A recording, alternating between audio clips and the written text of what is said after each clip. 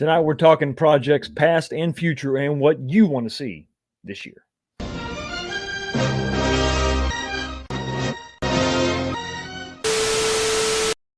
The guy making all the noise in that video, that's a hard-working man there.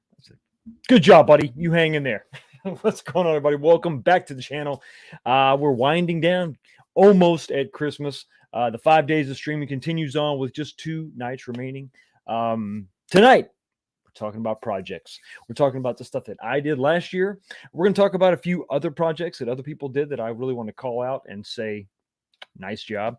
And then we're going to look towards the future, and then we're going to take your questions, your suggestions. We're just going to spitball crazy ideas and talk about all kinds of stuff. And also, we are going to have an abbreviated results show. The giveaway, the Sabo side art, X-Men side art for your 3rd generation Arcade1up.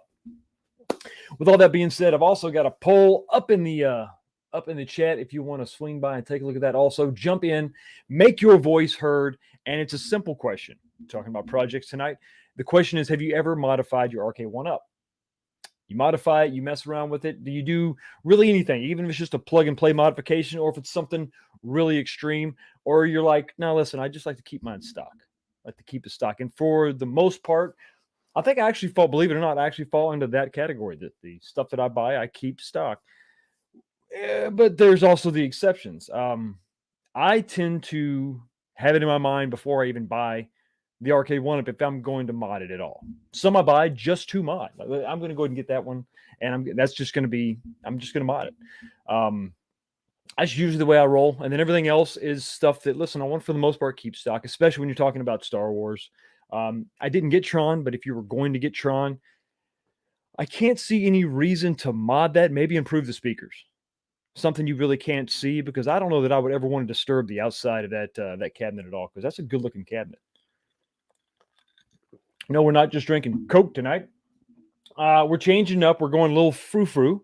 Pardon me, but this is it's Christmas time, so it's time to kick back a little bit. Jim Beam vanilla, so it is bourbon with vanilla liqueur. So it's not, it's not bourbon, but it's close enough, right? It counts as eggnog, I think. But you add that, and you mix it with some Coke, and it's pretty good. I drink Coke Zero, so there's no calories and sugar, nothing that's going to add to whatever you're mixing with, right? Other than the actual carbonation and some of the flavor of the Coke itself. But yeah, I mean, come on, it's $15 for the bottle, $14.50 sometimes if you can get it on sale. So, you're not hurting. There's no foul there by mixing that with some Coke. And like I said, it's Christmas time. Come on.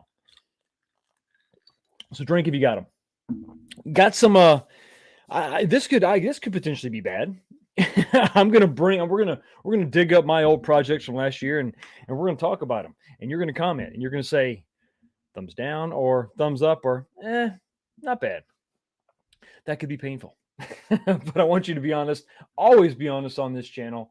Blow me up in the comment section if you feel the need to. And the first thing off the bat, we got a $20 super chat from my buddy Ezekiel, the Chicago Retro Ranger. Hey, Fox, happy holidays to you. Merry Christmas and happy holidays to you as well. I have a few projects in mind. Here we go. All right, buckle up. We got Streets of Rage 4 Legacy Cab. You know what? I like that. I like that idea. Yeah. Okay. Let's start. Let's table that for now. The Shredder's Revenge cab.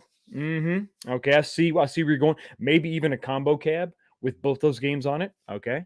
DBZ cab, of course. What game would it be? Have to narrow it down to probably one game or one series of games. Man, the Budokai games would be awesome, wouldn't it? PS2, all 3 of those.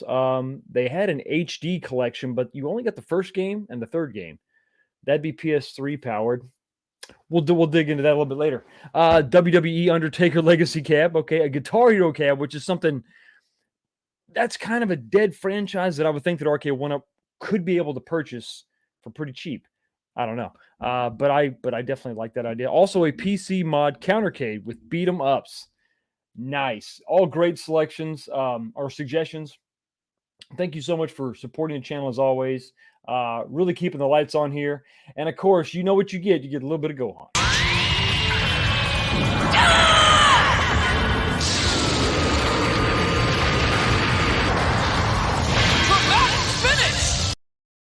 And I agree with Andy McDanny, CDN. Those are cool projects. They sound like great ideas. They are. They're really good, and I want more of that interaction as the night goes on, especially when we get towards the end, when I'm really going to go to you and say, "Listen, what do you think? What crazy stuff do you have? What crazy ideas do you have that may actually not be so crazy when you think about it?" Benji says hello all, and we say hello back to you. What's going on, man? Mike Hawkarts. Not only have I modded Arcade1ups, I have bought extra Gen 1 solely for specific modding projects. I've done the same, my friend. The first Gen 1 cabinet I actually bought was a used, well, I think you saw it on the channel, that used Street Fighter that was, it was in ill repair. The control panel specifically. It needed some love and needed some updating. So we did a little minor restoration with that.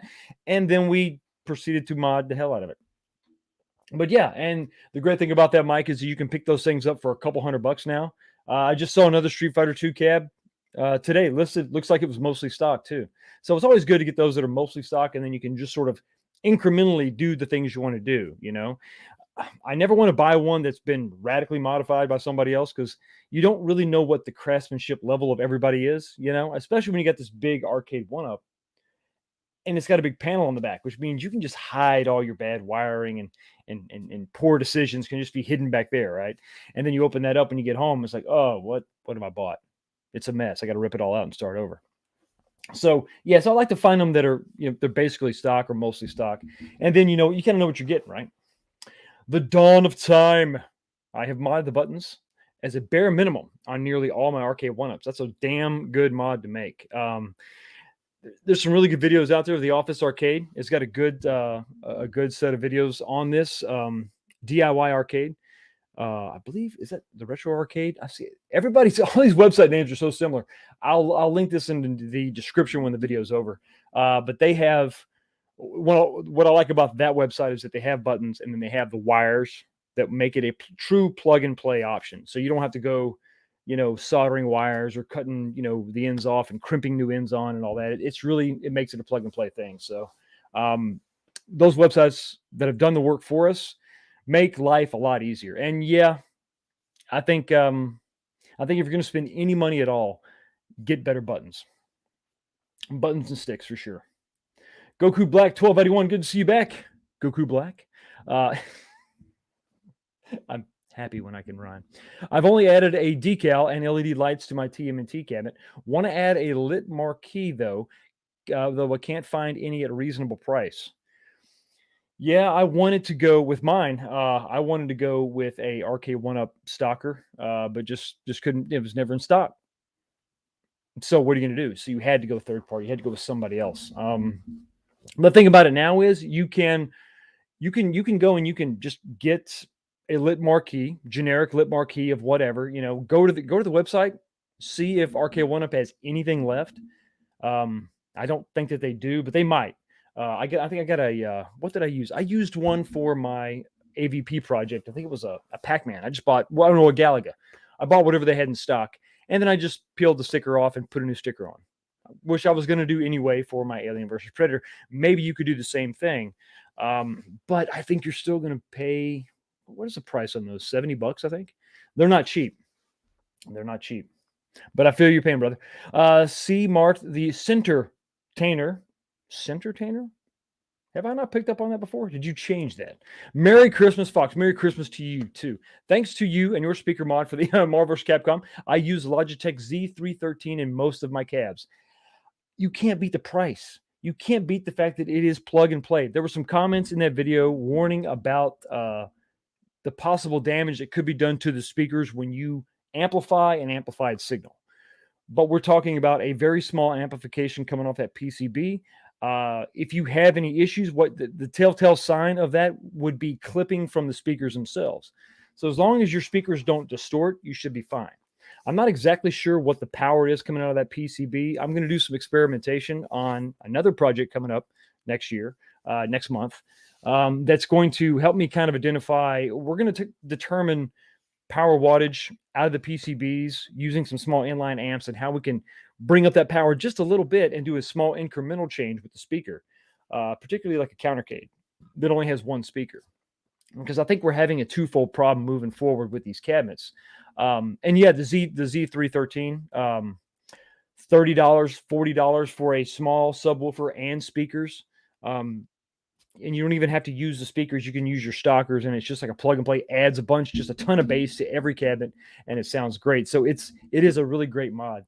But I think the problem we're having with some of these, the issues that we're having moving forward, and I really only have hands-on experience with the Big Blue, but I think that because of the audio signal being broken out from the PCB over to that headphone jack could be an issue. I think we're having an underpowered speaker issue where we're just not getting the volume. I shot that video when I was doing a stream. I had P-Dubs on the channel, and I showed a side-by-side comparison. Both cabinets maxed out. I had the Revenge of Death adder just sitting right next to the Big Blue. Both of them at max volume, and you can't even hear the Big Blue. Even if I cranked the volume down on Death Adder, you still couldn't hear Big Blue. Big Blue, the speakers are facing you, and it was still an issue. So I think it's something going on with the PCB and the power being supplied to the speakers, because I'm sure those are the same speakers they've been using forever. No really big need to change. I can't see them changing at all. So I think that it's underpowered. I hope it's not a poor audio signal. That's something you really can't fix. That's generated from the PCB. But if it's just an amperage issue, or I'm sorry, a wattage, a power issue, need more power, you can fix that. I've done that on a couple projects. I've just added an inline amplifier, and all you have to really focus on, or the main thing to really pay attention to, is the voltage inside your cabinet. Most of the 3/4 scales, well, I think all the 3/4 are going to be 12 volts, which is good because you can go, I think you could even get a 30 watt per two channel amplifier that you could put in line running off 12 volts. That's probably the highest you can go. I've used a 15 watt 2-channel amplifier. If you drop down to the 5 volts for the countercades, you're going to be stuck with like 5 watts maximum 2-channel. So, which kind of sucks because you only have one speaker. Kind of be nice to get 10 watts single channel, but they don't make a mono. Well, I'm not going to say no one makes one. Maybe someone makes a mono amplifier that small, but I haven't found it yet. Still looking though. Still looking indeed. On a bit of a tangent there. Apologize. I just I get excited. Digging in there. Absolutely. Yeah. Merry Christmas to you, brother. Appreciate it.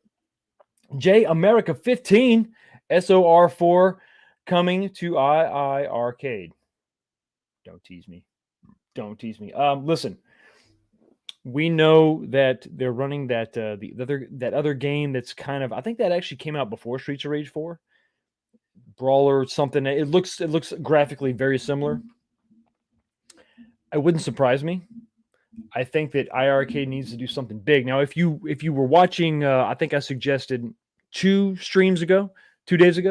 What day is it? Where are we? Toycade had a video talking about some of the, I think this wasn't the FCC filings, it was a patent filings by II Arcade talking about basically he is opining. he's putting forth the theory that II Arcade is going to come out with a driving cabinet, or at the very least a driving control panel that replaces the control panel for your II Arcade. And the way the II Arcade is constructed, all the brains, the guts, the PCB, everything is built into that control panel. So you're essentially swapping out the brain of the entire system, not just getting a steering wheel on top. So that makes some sense. I think you couple that feature with big licenses like Streets of Rage 4. It's been out on consoles for a while. I think those agreements those contracts could have run their course. The exclusivity could have lapsed, and now it's going to be open source. Well, not open source, but open to other revenue streams, let's say. And God bless them. They made a great game. I love it. I play the hell out of it. I bought the physical copy from Limited Run, the deluxe edition in the fake Sega case for my PS4, and I love it. It'd be a good thing to bring over to see on your II Arcade for sure. They got to do something, because I think they're in trouble. While we're on the iArcade subject, let me go ahead and just say this. iArcade, I know you're watching this show. You always do, right? You don't watch the show. I know, it's fine. But me and my 35 friends that are in the chat right now, I want to tell you this. iArcade, if you give us a driving cab, if you give us a light gun cab, think about this now. Most people don't have enough room. I'm blessed to have the space to have a decent sized arcade. A lot of other YouTubers, people in this community, have a lot of space. They can have a massive arcade. That's great. Most people don't have that luxury. But if iArcade would give us those three options, that would give me a reason to buy 3 cabinets, and all I need is an 8-foot wall.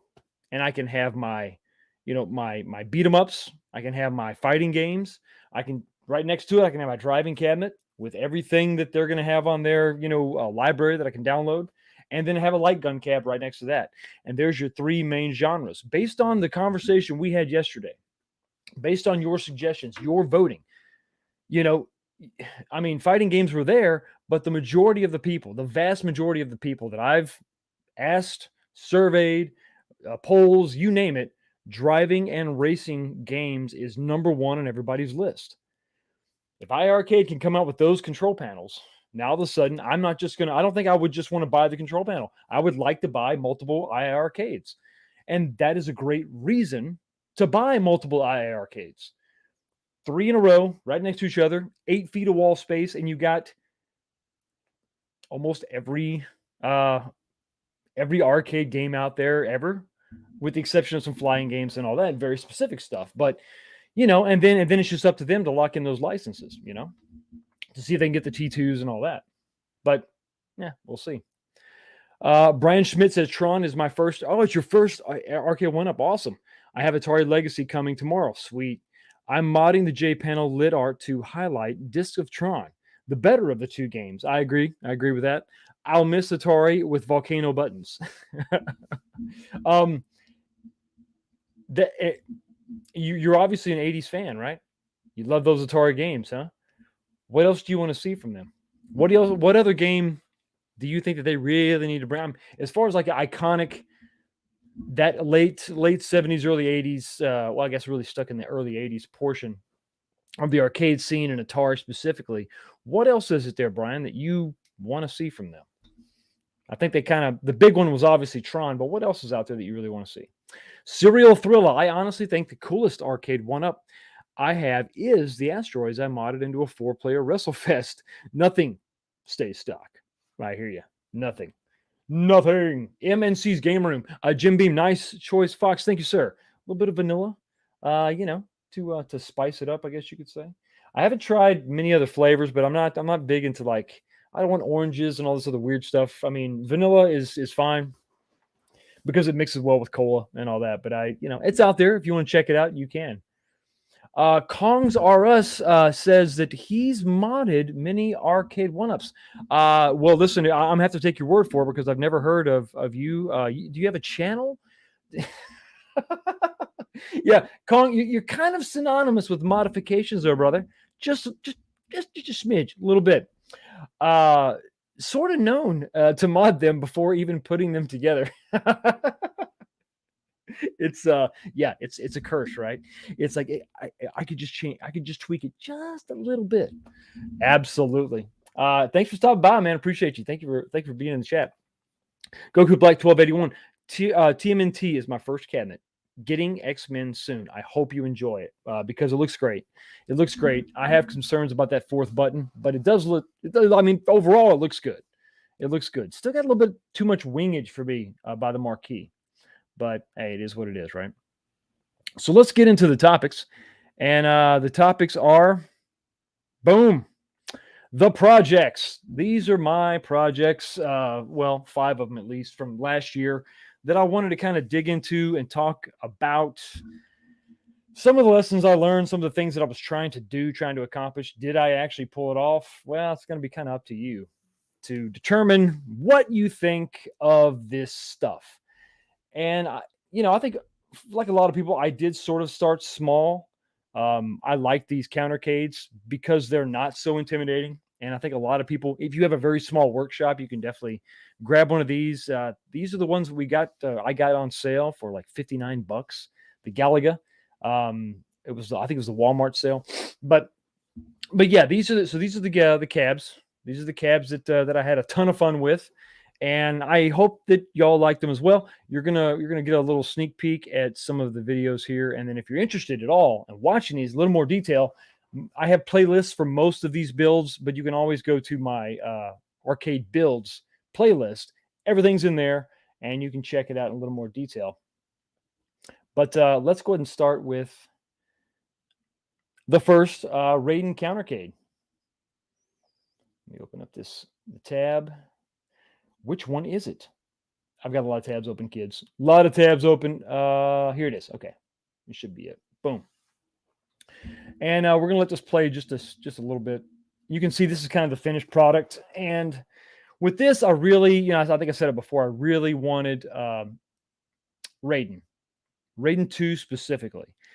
Would love to see, this in a 3/4 scale cabinet. This is one of my, just the ones that I would just have to have right away. But I tried to do something a little bit different here, and I used a PS1. The reason I do some of that, going with a console instead of like a Raspberry Pi or something, is because I can't, I want to be able to go through the entire build with you and tell you where to get everything. And I can't really do that if we're talking about ROMs. It's difficult to get ROMs, and it's difficult to talk. You can see the PS1 inside there. I used the PS1 ONE, the redesigned version, not the original larger PS1. But it's difficult to get that across. I'd hate to go through an entire build and say, okay, now you go find your legally obtained ROMs. We got to go quotations, but I can't tell you where to get them. And even if I could, minus the YouTube rules, they're not as easy to find anymore. Some of those websites have gone. Some of those libraries are gone. File sharing is getting to be a little bit tougher, a little more strict on that stuff. So, and I think it is a little bit different. It's a challenge to try to put a console, a full-size console it really is. It is the mini PS1, but it's still the disc-based PS1 from back in the day, from the late 90s. And to fit it in there was kind of a cool challenge, but I love this game. This game has a feature where you can actually rotate the image, which is why this worked, because this is just the stock monitor that I just have a breakout card on the back of. So, but that's it in its entirety right there. And what I'm talking about in the video here is I wanted to take out the PS1 and swap in the little PlayStation Classic, the digital only little HDMI mini system they came out with a while ago. And I did try that, and I couldn't get the image to really fill up the screen, fill up the monitor like I could when I was rocking this just in AV mode, just good old composite video. I really couldn't get it to fill up the screen. While the image was better, obviously, I was able to take my, which is a legally obtained ROM. You see, I have the disc there. I was able to take that and make a copy, and then put that on a USB thumb drive, a small one of those little slim ones, and added that to my modded PlayStation Classic. And then I got it to run, and obviously it fits easier in there because it's just so small, and then it uses less power. It's only got it's rocking 5 volts. It's USB micro powered, so it was easier as far as the power management on the inside of this thing. It was really easy to do. I think I actually go back. This is some of the modifications here that I did, just replacing, taking the speaker out and going with something a little bit slimmer. I got these HD display speakers in place of the stock speaker, just to gain some room there, because it was a little too thick. There's the control panel and all that. So here is the breakout board that I got from IB Sneaky Geek Sales over on eBay. Was able to take this and break this out. And there you go. So you can see I'm running composite there, but it was easier once I had, but that's pretty much it. But it was easier when I used the PlayStation Classic because of the power. I didn't have to worry about another transformer to increase or actually drop the power down to 2 different voltages, because you had the voltage for the PlayStation 1, which was what was it, 9.7 amps or something funky. And then you had to go an additional 5 volts for other stuff in the cabinet.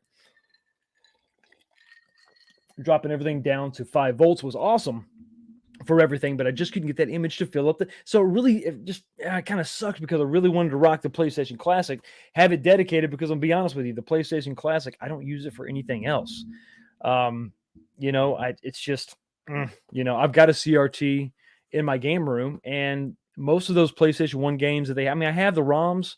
I have software. I have taken the discs themselves and made legal copies, right? Not only of that, but also PSP backups as well. But I put all those on my PSP. The one that I take everywhere with me is actually a 3000. The great thing about this is a little bit of custom firmware, and the memory stick is so big on these. I don't know how this has turned into a PSP video, but you can get the adapter and for micro SD card, and I got like 128 gig, so I just load that thing up with everything. So that's kind of my preferred method, really. That, and I got my PlayStation 2, and I got my PlayStation 3.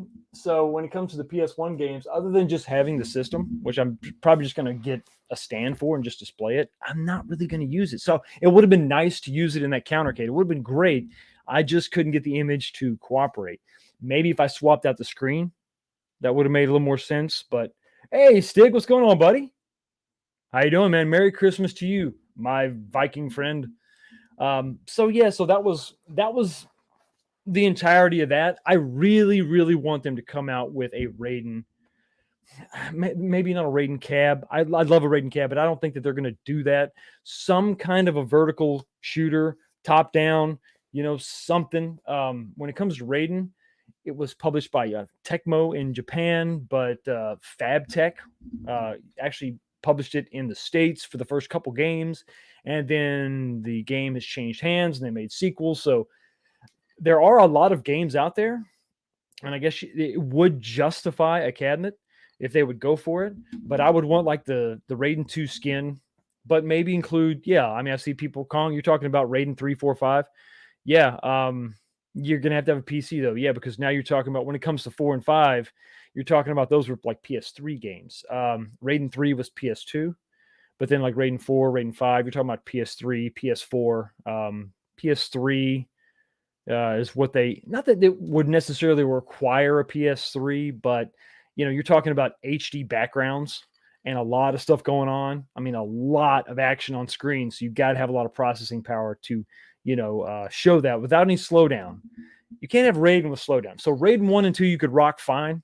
Throw Raiden DX in there. There was a lot of variants too. You could throw in there to kind of make it a compilation.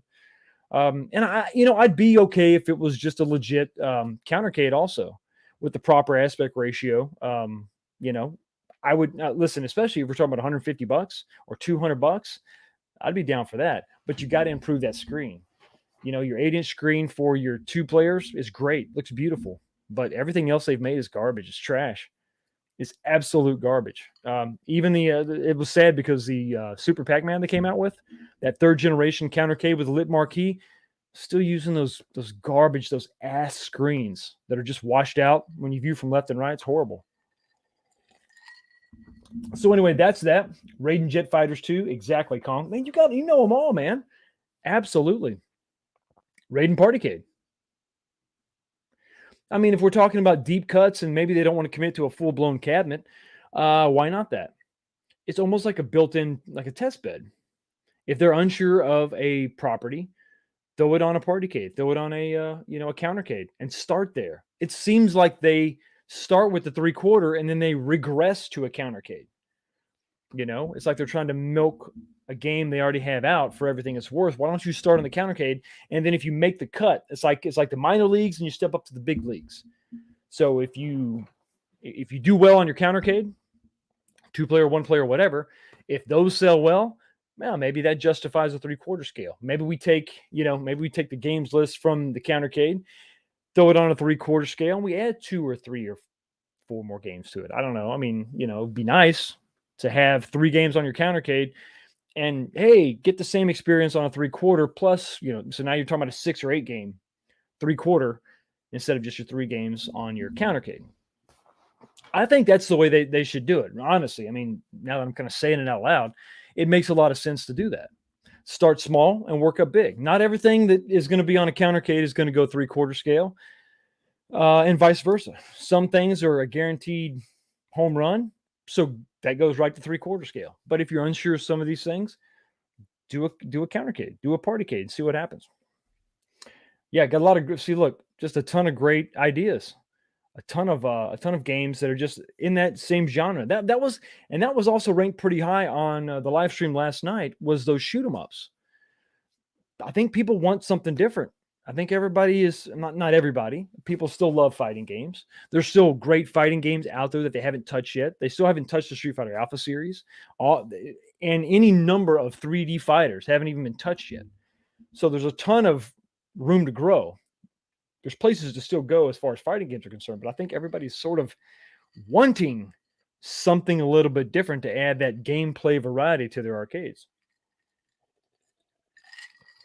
So that was my baby. That was my first foray, my Raiden. I really liked it. I still do. I still like it.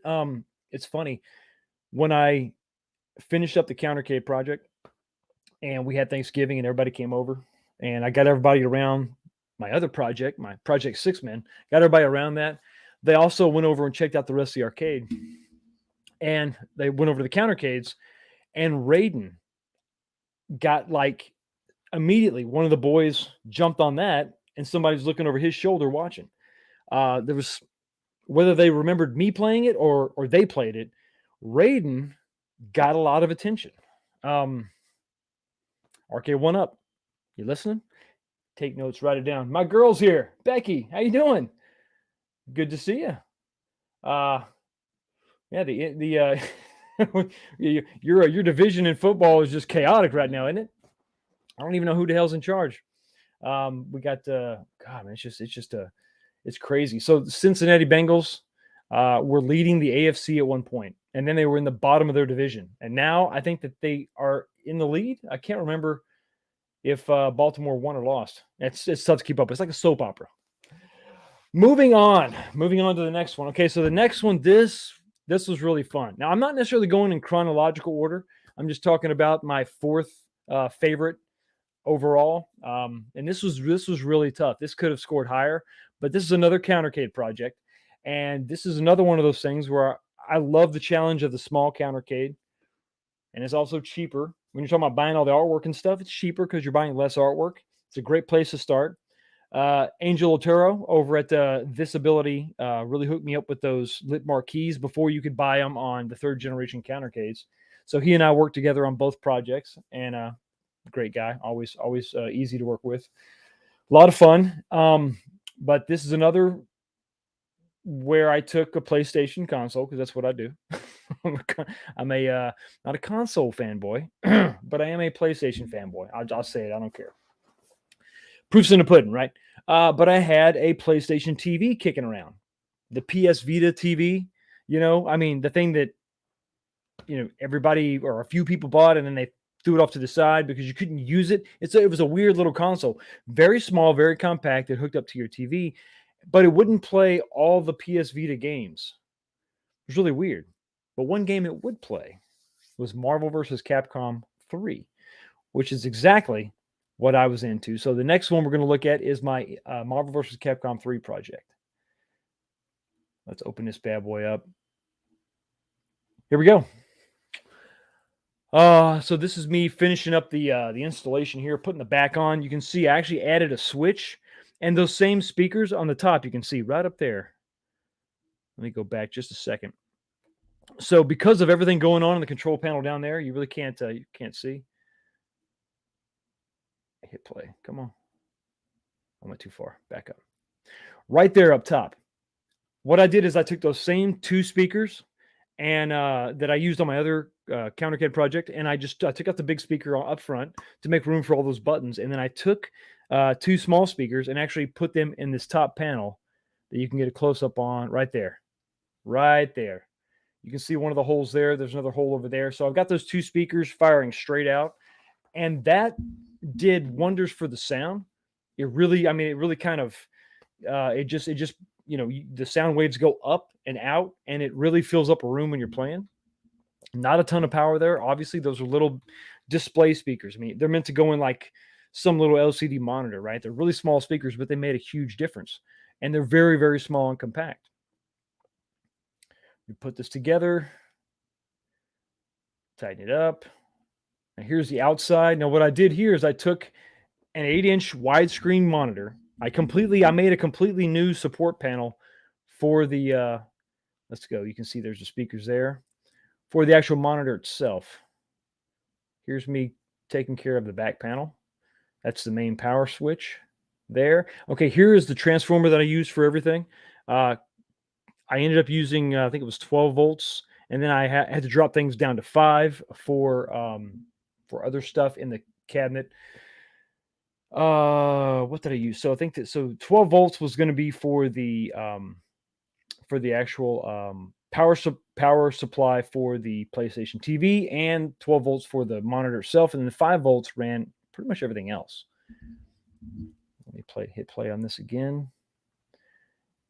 So here's kind of a good shot of everything going on back here. You can see I've got the 5 volts going up here to my marquee LED, and then 5 volts, I believe, breaks out and goes, I'm not sure where it goes. It may actually go to, I can't remember. I have to dig in here again and see. But this is the back. It's pretty clean. You can see that this panel, this monitor support panel, is all brand new, completely new. And this is a generic monitor that you can find on eBay for, I don't know, I forget what I paid. I'm sure I said in the video, but you're probably looking at $50 or something for this monitor with multiple different inputs. So you can have HDMI is how I connected, but then you also have composite, and you have RGB and everything right there. Or VGA, I'm sorry, VGA. RGB is lights. Here's a better shot. You can see everything.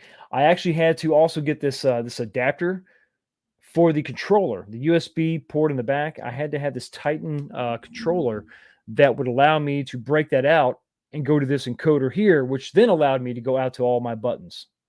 So that's how I had to do a couple steps. And unfortunately, that adapter there was like $90. Not cheap. It's double-sided tape stuck to the side of the wall here. That's the Vita TV right there itself. In this orientation, it allows me to plug in. And yeah, so here you go. So the 5 volts actually powered the console itself. So the 12 volts was just for the monitor. 5 volts ran the console, and it ran the LED strip up top. But having it in this orientation allowed me to still have access to the cartridge slot, which is there on the back, and up top, there is a memory card slot also for extra games. Hit play. That's my lightsaber pointer because I'm a dork. Yep, see, there you go. I'm breaking out everything there. There's my very, very short HDMI cable going up to the monitor. It's a very clean installation. Using that PS Vita TV just kind of, it opens the thing wide open to where if you really got crazy, you could put some bigger speakers in here if you wanted. Down firing position like the third generation Countercades. You could do that for sure. Here is the Titan 1 adapter I had to buy. But yeah, that just verifying voltage there. And here is the finished product. You can see here's the interface. Gives you all these options. Dead or Alive 5. Always a good game for sure. But primarily, I bought it, and you can see here's some PS1 classics on here. So it could be a multi-purpose device for sure. If you've got a library of downloaded games, you can play a lot of stuff on this, not just Marvel vs. Capcom 3. There's some Symphony of the Night, got some Tetris. So it really was a fun project. And the only problem is finding a memory card. Those things are kind of tough to find, especially in sizes above 16 gigabytes. But yeah, this is the interface. I'm trying to find some gameplay. Yeah, there's Dead or Alive right there.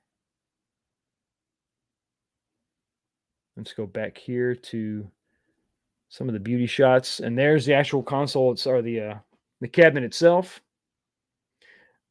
I routed that groove in the front, so you still have access to all the buttons. The menu buttons and the volume buttons are all right there. kind of doing a comparison from the big boy to the little guy. Now, this is something, because of the size of this console, you could absolutely do this in a you can put this in a 3/4 scale all day long. I mean, it's so small. It's it's barely, I think it's actually smaller than the PCB of a 3/4 scale cabinet. But you've got a ton of functionality with this thing. Of course, the only problem is that because of the rarity of the console, unless you have one kicking around in a drawer somewhere, you're going to be paying over $200 for this thing. So, is it worth it? I don't know, but it's definitely something unique, and there's a lot of flexibility with that. But I had a ton of fun with that one. It's almost kind of a shame that I didn't do a 3/4 scale version. And to be honest with you, I'm not exactly sure that I won't do a 3/4 scale version. I can definitely see me robbing the Vita TV out of that and making one. If we don't see one on the horizon soon from Arcade1up, which we're probably not, because hell, they won't even make a Marvel vs. Capcom 2. I could see me making a trilogy of cabinets. Marvel vs. Capcom 1 obviously is the official release. I could work on the Marvel vs. Capcom 3. And if they still don't have Marvel vs. Capcom 2 come out, by the time I'm finished with that one, maybe I do that one as well. And then I have a trilogy of cabinets, making them all look as close, as similar as possible. Maybe pick up a few more of those X-Men versus Street Fighter cabinets on sale and just have 3 of them in a row. That'd be kind of badass. But yeah, so that was my other Countercade project.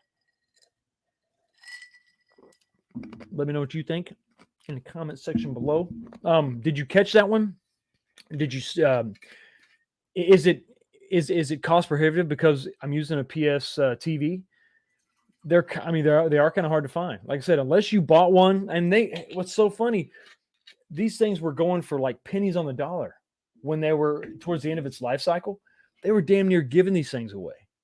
So it's so crazy that now that they're coming back up in popularity. I think because the hackability of them, you can do a lot with these things. Once they figured out how to hack the PS Vita, now the PS Vita TV became that much more sought after, because you could hack that too. And that has a video out, which you don't have that. You don't have AV out with the PlayStation Vita, so it adds just a ton of stuff. Oh, Hippo GT4. I got my PlayStation TV for $25. They were damn near giving them away, right? You probably found it in some bargain bin, maybe even in a Circuit City before Circuit City went out of business. But even, you saw these things like in Targets and, Best Buys, obviously. Walmart's maybe even have had them. Just, they didn't sell. Nobody, you could just pick them up for nothing. I got mine for, it wasn't $25, but it wasn't super expensive. And I remember being disappointed because I can only play so many games with it. So I just, same thing everybody else did. I don't throw anything away. I just sort of put it on a shelf. You get it on Amazon for $25. Wow. Good man. Good on you. Ray Rockwood says you could get them for $10 on clearance. Once they jailbroke them, $200. That's exactly what happens. That is exactly what happens. So listen, sadly, these days are probably gone because all these small consoles and the weird sort of peripherals are kind of gone the way of the dodo bird now. It's really you just have Switches, PS5s, and Xboxes, and they don't have a bunch of stuff that you're not going to see, companies experiment anymore. Hell, Sony doesn't even have a portable anymore. So, but if there is some weird console that somebody comes out with and you see it on sale, pick it up. Pick it up, keeping the box set off to the side, and it may be priceless someday. If you don't believe me, after this stream, go on eBay and try to find a PS TV or a PlayStation Vita TV or whatever, and see how much you find them for. See if you can find one still in box and see how much they're asking for it. It's insane. It is crazy. This next project was absolutely a blast. And you can see it's the one all the way to the right. It was a 2-player racing cab. This thing was so much fun. This thing was, I didn't think it was going to work. I'm going to be really honest with you. I thought about it and I thought about, well, I'll just do a driving cab. But I've seen other people do a driving cab with a single steering wheel. Retro Ralph famously did one. So I wanted to try something a little bit different. I said, okay, well, I want to see if I can do 2 steering wheels. I'd love to have a head-to-head racing game. I know that's probably never going to happen because those wheels, for the most part, are kind of big. But what I found is that if you found a dedicated, like an older system, like a PS2 or older, you get these dedicated steering wheels. Let me pause this. You get these small, dedicated. They were all mapped for a specific system. They tended to be really small to sit on a coffee table or whatever. So this is what I did. I found 2 PlayStation 2 wheels. Got a PlayStation 2, obviously. You see the pedals. I had to slightly modify this J panel here, or the I panel. I'm sorry. And then right here, I'm not sure if I show it. That is actually a drawer that you push and click, and it hides the PlayStation 2. But there's the 2 steering wheels. You can see. Listen, I had to make a new control panel, but I didn't have to extend it that much. It doesn't go beyond the total width until you get outside the frame. There it is, right there. Until you get outside the framework or towards the front of the machine, it doesn't really get wider. It comes farther out, obviously, and then they're not 45s, but they do angle, kind of like a stop sign in a way. You can see the drawer there with the PlayStation 2, everything connected underneath. Because this was a Gen 1 cabinet, it had a single speaker, so I broke that out with 2 4-inch Rockford Fosgates for some good stereo sound. And I'm rocking the PS2, so I've got some Midway Arcade classics in there. Road Blasters, absolutely love that. And you can see it's tight, but it all fits. Now, the big thing was always going to be 2 people playing this. Are they going to, smack knuckles? What's going on here? And you can see now. Now, notice the cabinet isn't bouncing back and forth. I was really, really surprised when I did this that this thing was stable. I mean, look, I'm not losing my mind here, but I'm playing. I'm playing like normal, and you don't see the cabinet swinging back and forth wildly. In just a second, I have my son come in. My teenage son jumps in, and he's going to play, and you're going to see that we're both going to play Burnout 3, one of the greatest games ever made, ever in the history of forever. And it's just here we go. You see now, okay, so there's a little bit of shake left and right, but the thing never tipped. It never went anything crazy. We're jamming on this thing. We are just blasted, and it's Burnout 3. So you're it's crazy. It's insane. It's very, very fast, but it's extremely fun. And listen, I mean, we just had a ball, and the thing, it never. You can see your hands never even come close to hitting. I mean, I know it does seem kind of tight, but because it is angled off to the side, left and right, it does kind of push you out of the way, so you're not right up on each other. So this is when I was talking about, I think last night. I know we've had the conversations happen before. We're talking about off-road. We're talking about Ivan Stewart's off-road. Some of those early cabinets, driving cabinets, where they had multiple steering wheels on a single cabinet. This is proof of concept right here. They could easily do a small 2-player setup. They could absolutely do it. And I'm rocking the 17-inch monitor in here. I haven't changed. At this point, I had not changed out the monitor. So that's the stock monitor. Just had the breakout cable. I think I'm actually rocking the Pound Technologies HDMI cable there. So it's got HDMI in. That's why it looks pretty good. But I mean, this is split screen, freaking awesome. But listen, it was very stable. I mean, it never went crazy. It never went nuts. And then I'll go ahead and click on this video. And this is when I upgraded the sound. And once you can imagine if you played Burnout 3 and you're sitting here it is. I picked up another Z313, put it in there. Obviously, I just I didn't want to use those stock speakers when I had those badass speakers I installed. So I just came in and soldered these connections and then plugged all this in, screwed it down, plugged it all into the subwoofer. And I'll play this real quick. Let me know if you can hear this. I don't know if you can hear this or not.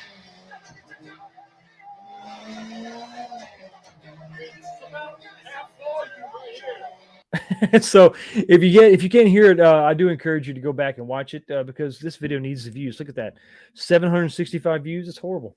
That's pathetic. It's sad. But no, you can actually tell. I mean, the volume is so, the bass and everything, you can barely hear me talk in the video because it's just so loud. But that, listen, that was a ton of fun. I really enjoyed building that cabinet. I've since sort of taken it apart and used it for other mods, but yeah, it was a ton of fun. So right then and there, listen, they could do it. They could absolutely do it. They could give us something like that. And even if they changed the construction a little bit, maybe they weighted down the bottom a little bit more, you could completely eliminate shaking left to right at all. You're talking about for that. So that was a PS2 in that cabinet there, if that's what you're asking. How long ago did you ask that question? Yeah, 2 minutes ago. Yeah, that was I took out the PCB completely, and then I got the IB Sneaky, the Geek Sales Breakout Board for the stock monitor, and then I'm just rocking a PS2. And it is, man, I'm telling you, go back and watch that video if you got any other detailed questions. It's a couple parts, and I go into actually how I built the control panel. It was a ton of fun, but I love that cabinet, and we'll talk about it a little bit later. But I'm going to revive that. Spoiler alert for the rest of the video, rest of the stream. But yeah, we're going to come back to that because it was that much fun. Big Reese, my brother, what is going on? G'day, Fox. How are you, mate? I'm hanging in there. I'm doing well. I'm anxious to have Christmas come. See what Santa brought me. Actually, when you get to be our age, we are Santa, right? So the joy is seeing if they like what you got them, and if they don't, that's why we drink.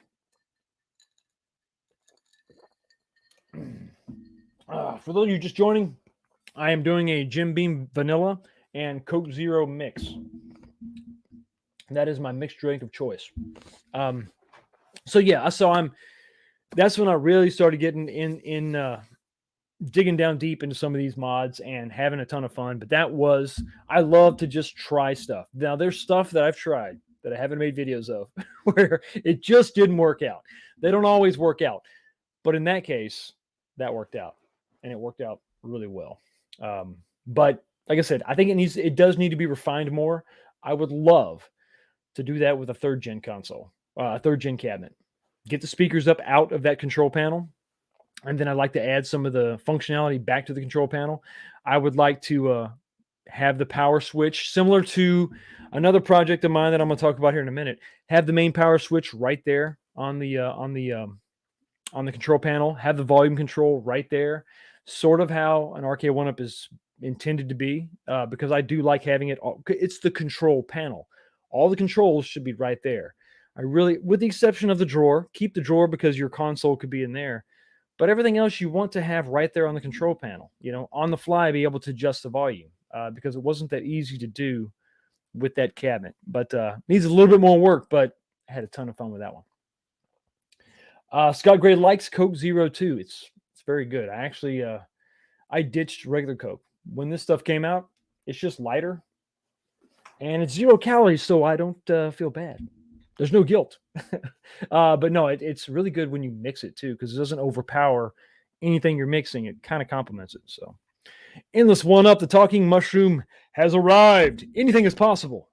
Through Hippo GNT4, you can convert signals with devices. Yes, you can. You can convert signals with devices. I would search for a video of someone doing it. What are we talking about? Okay, thanks. Sorry, I missed the question. Is it hard to connect an Arcade1up PCB to a CRT? So I haven't tried that.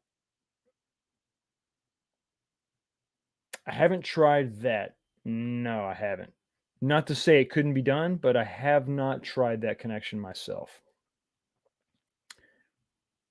Interesting. Would be interesting to try. I'm sure it's possible. But I would do some digging, try to find some sort of converter, maybe a combination of converters, if that makes any sense.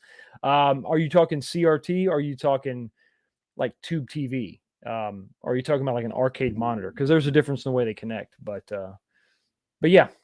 Where's the CES rumors and leaks? Vic, I don't know.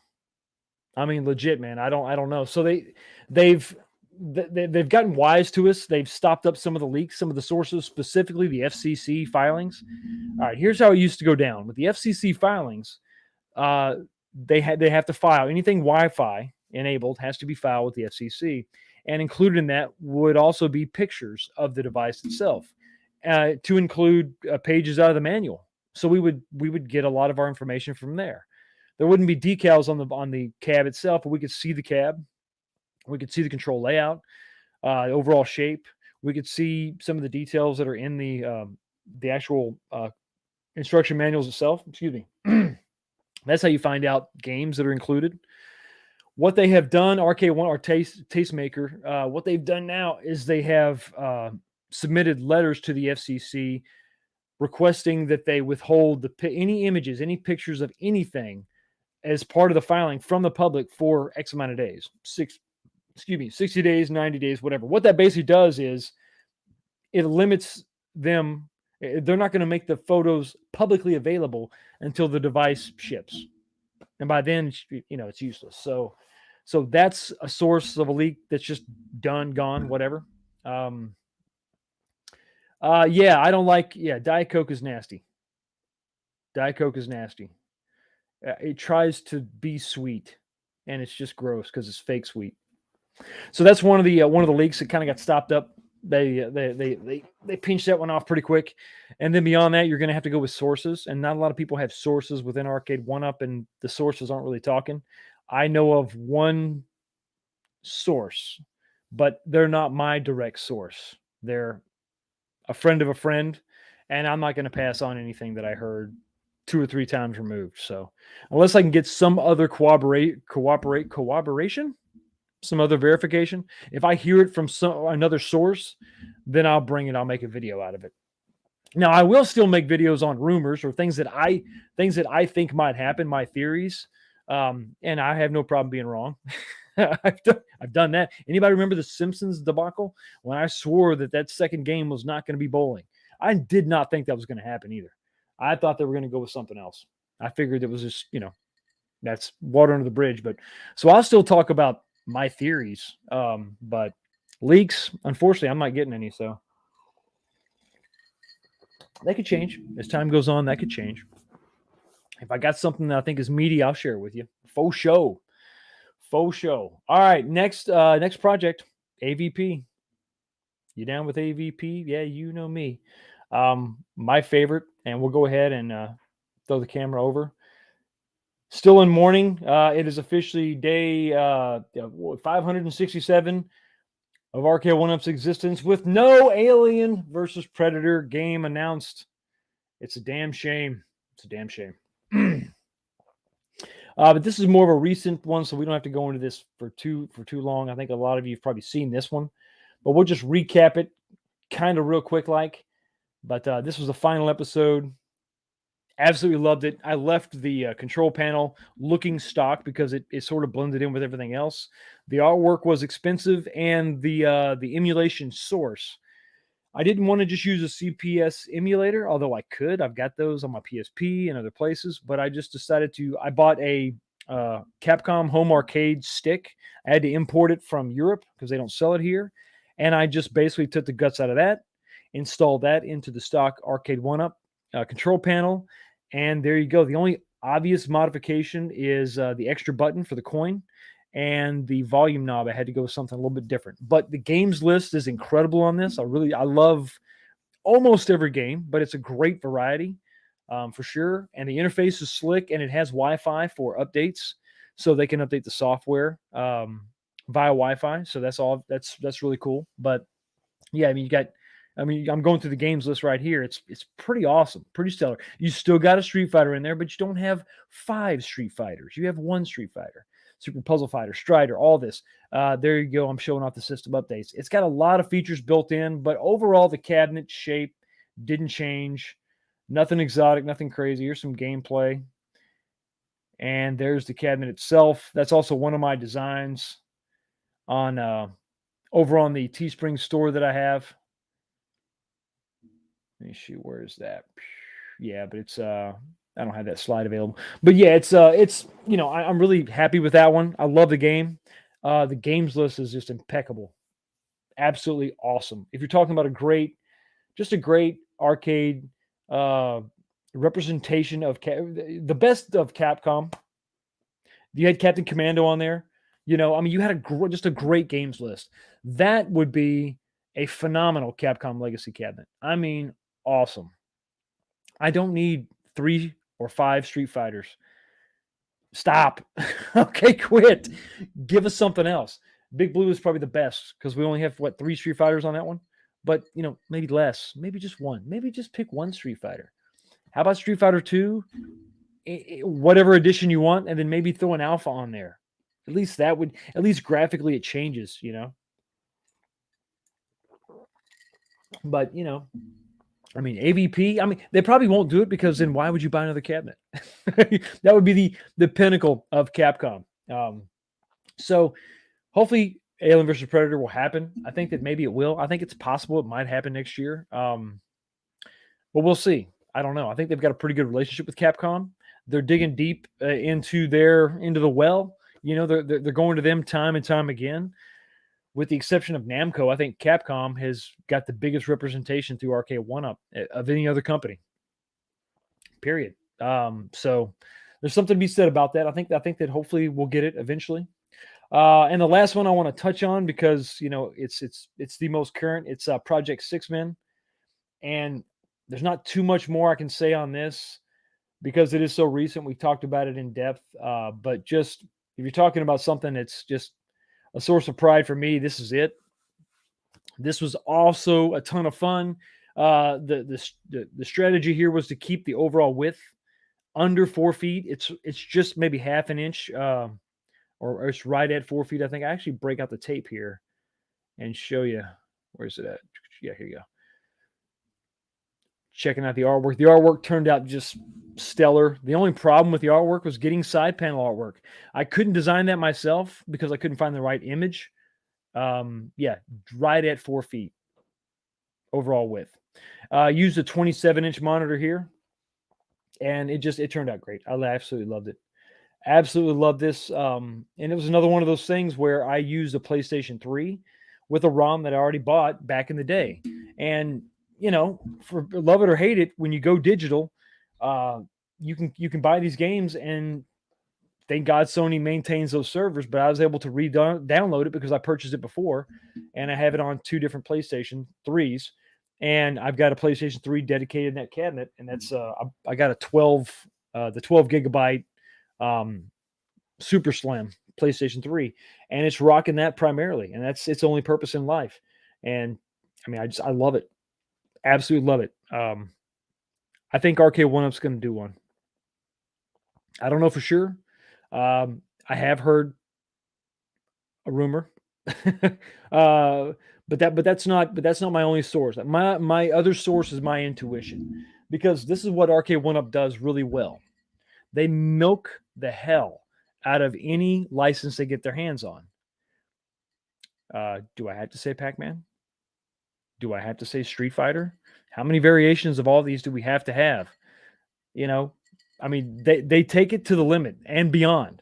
They force feed you in your high chair until you're sick of the baby food. You're sick of, I don't want Pac-Man anymore. Oh, here's another one. Damn it. Okay. I don't want Street Fighter anymore. Okay, here's more Street Fighter.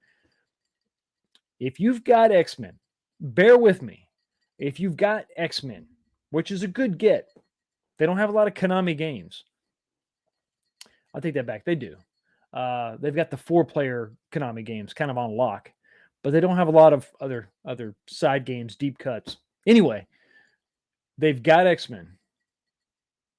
Name me another 6-player game that ever existed in an arcade. I'll wait. Take your time. In the comments, tell me.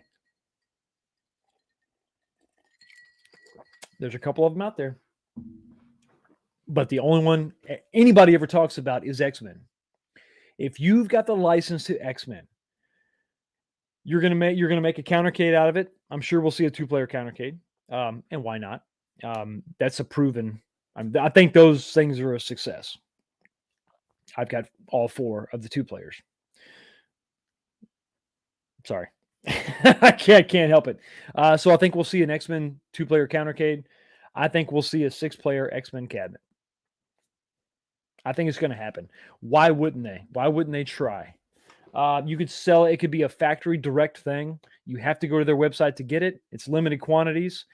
Listen, they did a Sanwa limited edition, limited to 8,000 units, Marvel superheroes cabinet. They did that. You know, hell, that the Marvel superheroes had 3 variants: the plain Jane standard version. It had the one with the LED lights that was on QVC, the LED buttons that was on QVC, and then they had the one I just said, the limited edition. That was one cabinet.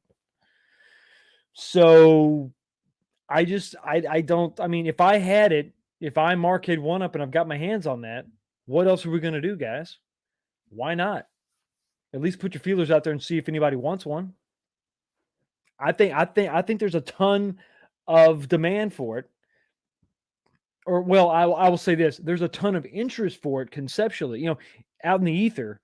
But I think if they come out with that, and if it's $1,000, I don't know. I think there's some people that'll jump on it. Would I buy one? I don't know.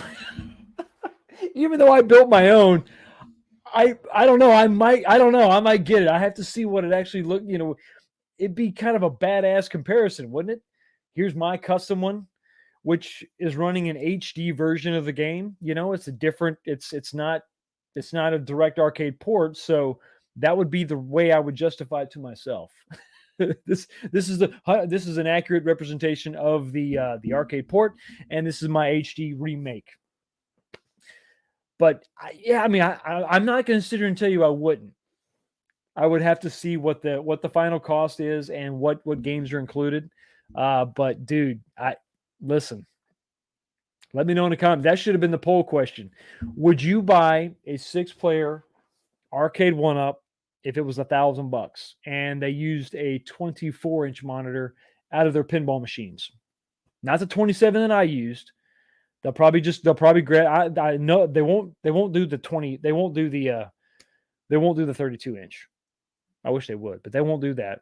They'll do the 24 because they can pull that off the shelf, right? They'll use the 24, and it'll probably have thicker bezels than mine did, but it'll probably be overall the same dimensions, maybe a little bit tighter. Yeah. Scott Gray doesn't know 6 people, but you could hire actors. It would be a reason to make more friends, Scott. Damn. I don't have 6 friends. I just have more than 6 relatives. 3 of those are my kids, so I made them play the damn game. So just get over here. You're obligated. Okay. All right. Moving on to something that involves you. It involves at least 16 of you, I should say, because we had 16 people actually say, you know what? Give me that damn thing. For those of you who aren't aware, last night I said, hey, listen, I'm going to give away some X-Men side art from Sabo Arcades.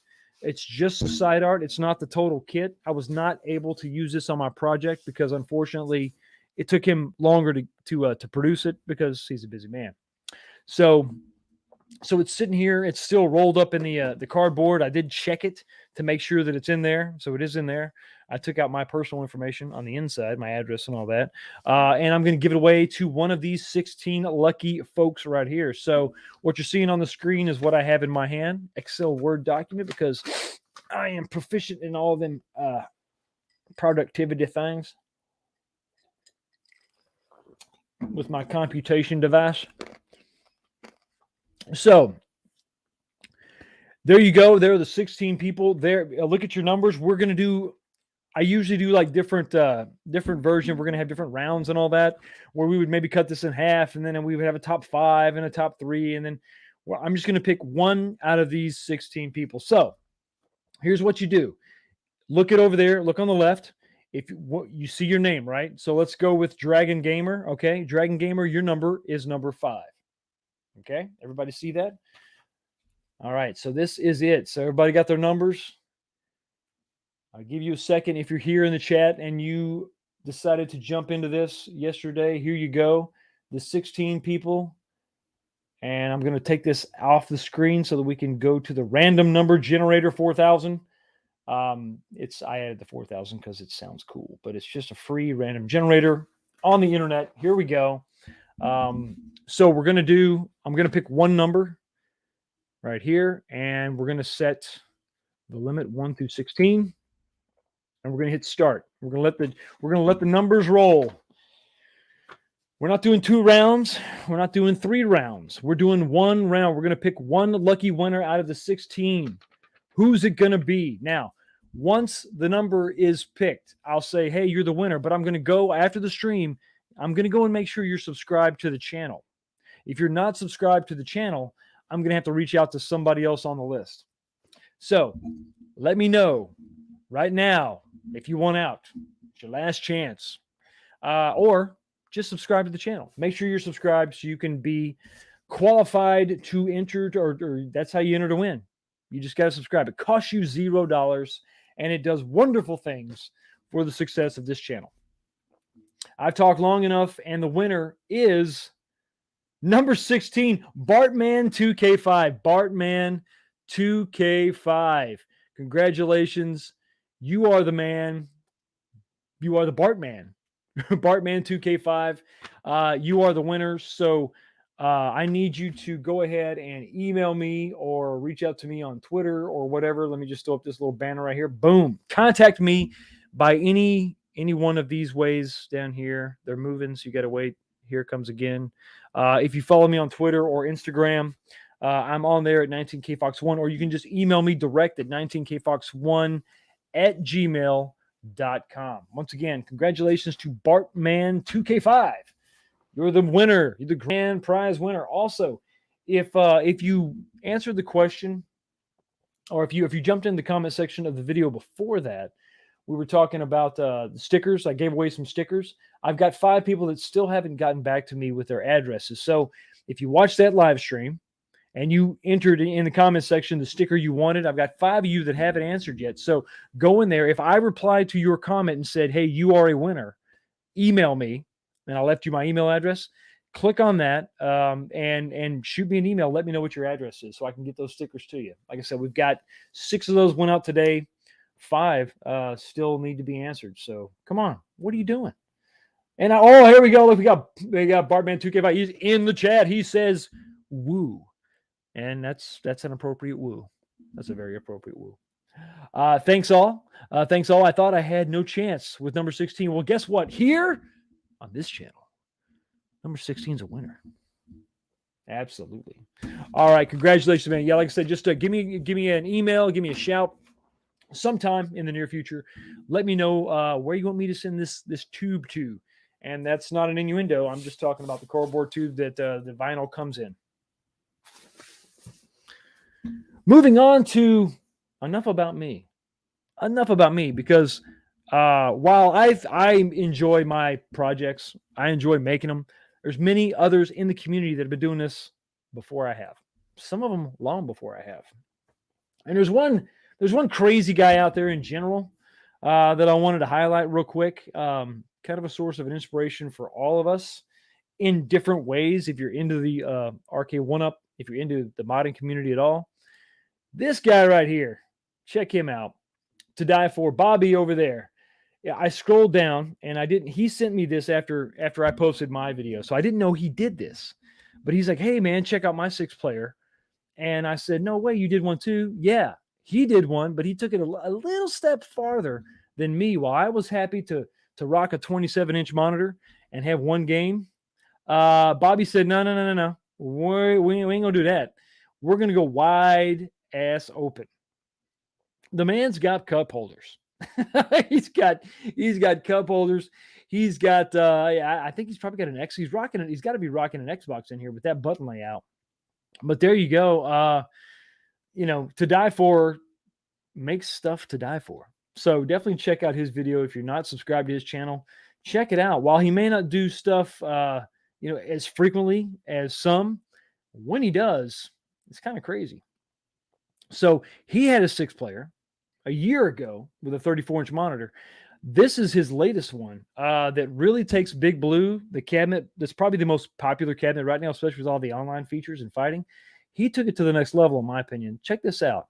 Now, I've done some replacement control panels, but my artwork has not been on point like his is. Look at this. Just take this in for a second.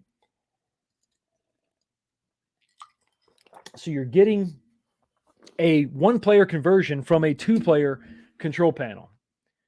I mean, this just looks sick, dude. I mean, come on, look at this. Look at this.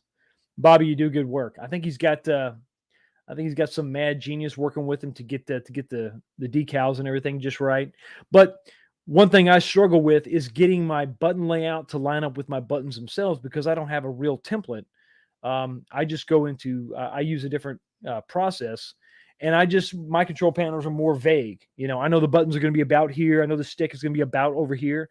So that's what I just do. I don't try to line everything up because I know it's going to be off a little bit here, a little bit there. But this stuff, he's got it down to a science. And I think you can contact him and he'll make these for you. So yeah, if you're interested, if you just like checking out somebody else's mod and some crazy stuff, check out his channel for sure. He's it's good stuff. And you can see he's got upgraded monitors. He's got all kind of stuff. Wide open, new marquees. Awesome stuff. So yeah, so if you haven't already, make sure you check out his channel because it's good stuff. Good stuff. Good stuff indeed. Speaking of good stuff, it's not just goofy YouTubers like me and Bobby out here doing this stuff. You got to dig around, and let me tell you why. You got to do some digging. I go on eBay a lot, as most of you should, to look for parts, to look for control panels. It's great to find, you know, if you want to do some experimentation, but you don't want to cut into your new Big Blue or your new $700 Killer Instinct, you know, like maybe I want to try something different. Maybe I want to start with a used piece of crap first, right? And then experiment and play with that, you know. Maybe I can have a modded control deck and then have just I keep my stocker, right? I'll keep it stock, and in that way, you know, I can butcher this one up and it's okay. It's not the original. And if I decide to sell it in the future, I can just put the stock one back in and I'm good to go. Or there are companies out there that like to take things a step beyond. Check this out. All right, so I found this actually on eBay. This person is selling this kit. Now, they sell other items too. I first saw them. They made a replacement seat for the Star Wars sit-down cabinet. They made it looks much better, right? But this is all MDF that they routed these images into. So it's not black and white; it's black, and then that's the MDF, the exposed MDF. I wish it was blue, or some vinyl graphics going on, maybe, or maybe if there was some way to kind of paint some of these areas blue or highlight this or that, or, you know, have different colors. But what we're looking at here, this is not a complete one-off thing. This is a shell, custom routed and all that, to house the components from an Arcade1up. Look at this. Check this out. So what you got here. So let's say, I don't know, if you've got the sit-down version of the if you got the sit-down version of your Arcade1up, or maybe you bought a sit-down version from somebody else secondhand and it's wrecked. You can talk to this guy. Shipping's expensive. I think the price on this is $1,100 and the shipping is like $500. But if you're in Dallas, which is where this place is located, if you're in Dallas, talk to this person. Message this person. If you can go pick this up, you see what happens here. You take your lit marquee and there's a spot for that. You take your stock monitor and there's a place for that. You take your stock control panel and there's a place for that right there. The speakers have been relocated in the seat behind you. You're going to have to add some padding, I think, to sit on, because that would kind of hurt. If you got the sit down version, you can maybe take the pad off yours. Or come on, let's be honest, that pad's not that great anyway, right? Get you a piece of memory foam and put that down. But that's top notch. And if you go back to this view here, you can see how it breaks apart. So you got this big section here, the big Star Wars section up front. Is it looks like that's one section, and then it bolts to the seated portion that goes up above your head where you're sitting, and then you've got one more section that connects the two together up top. It's $1,100, $500 to ship it. It's very expensive, and you have to have the Arcade1up. The reason this gets me excited, yeah, Tony's like, "Who's going to Dallas?" So let's go pick this bad boy up. The reason this gets me excited is because somebody took the initiative to do this. And if the sit down versions were a little easier to find, they haven't done it in a while, but they were popping up on Walmart.com, the sit down versions, for like $4.50. They would pop up, and then 15 would sell and they'd be gone, right? They'd pop up and leave and pop up and leave.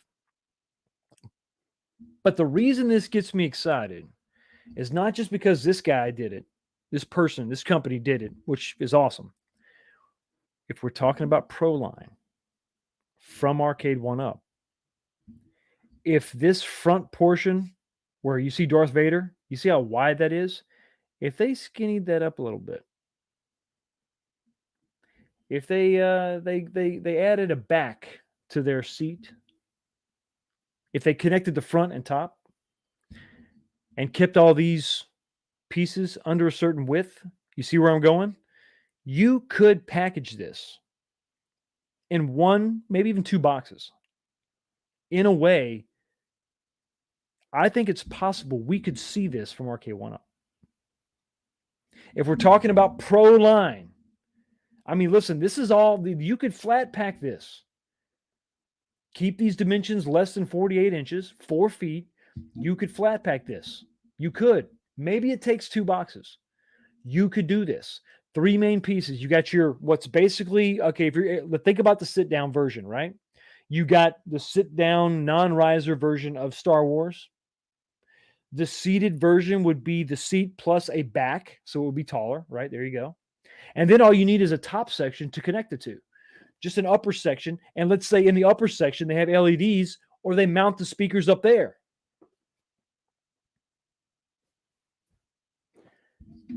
I think it's possible. This would be dope. This would be badass. And not just Star Wars. We're talking about racing cabs. We're talking about Daytona. We're talking about Ridge Racer. We're talking about Road Blasters, Hydro Thunder, you name it. If it's in this configuration, who's going to be more pumped about it? I mean, if we're talking about $1,000 or $1,200 from something from Arcade1up, if you see something like this, who's going to be more accepting of that? Don't try to sell me a Proline that's a little bit taller with Sanwa buttons and charge me $1,200. If I see this for $1,200, all of a sudden I'm like, okay, now I'm curious. Now you got me thinking. But yeah, so there's stuff like this that exists now, right now. So if you see Star Wars, sit down listen, and I'm telling you this from experience. If I have seen a Star Wars sit down version missing the seat, I don't know why, but it didn't have the seat. It just had, the cabinet, which it's not useless, but it's pretty damn close, right? But what does that have? That would have the lit marquee, which you see here, mounted in the back of the seat. It would have the monitor, obviously. It would have the control panel, obviously. And it looks like they've got the J panel, or the I panel, mounted also above the Darth Vader, probably where the monitor is. You see it, that last picture all the way to your right up there. That would have all those parts needed to just put in place, and you're good to go. You still got to figure out a pad or something. But, I mean, think about it. I see, yeah, here we go. Look at this. A sit-down version of Afterburner like this. Missile Command. Jurassic Park, guys. The Jurassic Park game. The Star Wars Trilogy was in a cabinet similar to this. And this is from some eBayer in Dallas put this together. with enough forethought to say, you know what? There is a base, there is an install base of Arcade1up owners that maybe are tired of their Star Wars cabinet the way it is. Maybe they bought theirs, and remember this, and in this person's defense, they're thinking of a $400 cabinet, right? Or a $500 cabinet, not a $700 cabinet. It's a little bit harder of a sell when I have to go buy a $700 or $800 cabinet that I then got to buy this for and put it all together. But if I picked it up, used, slightly damaged, whatever, I mean, think about it. The side panel condition is irrelevant with a kit like this.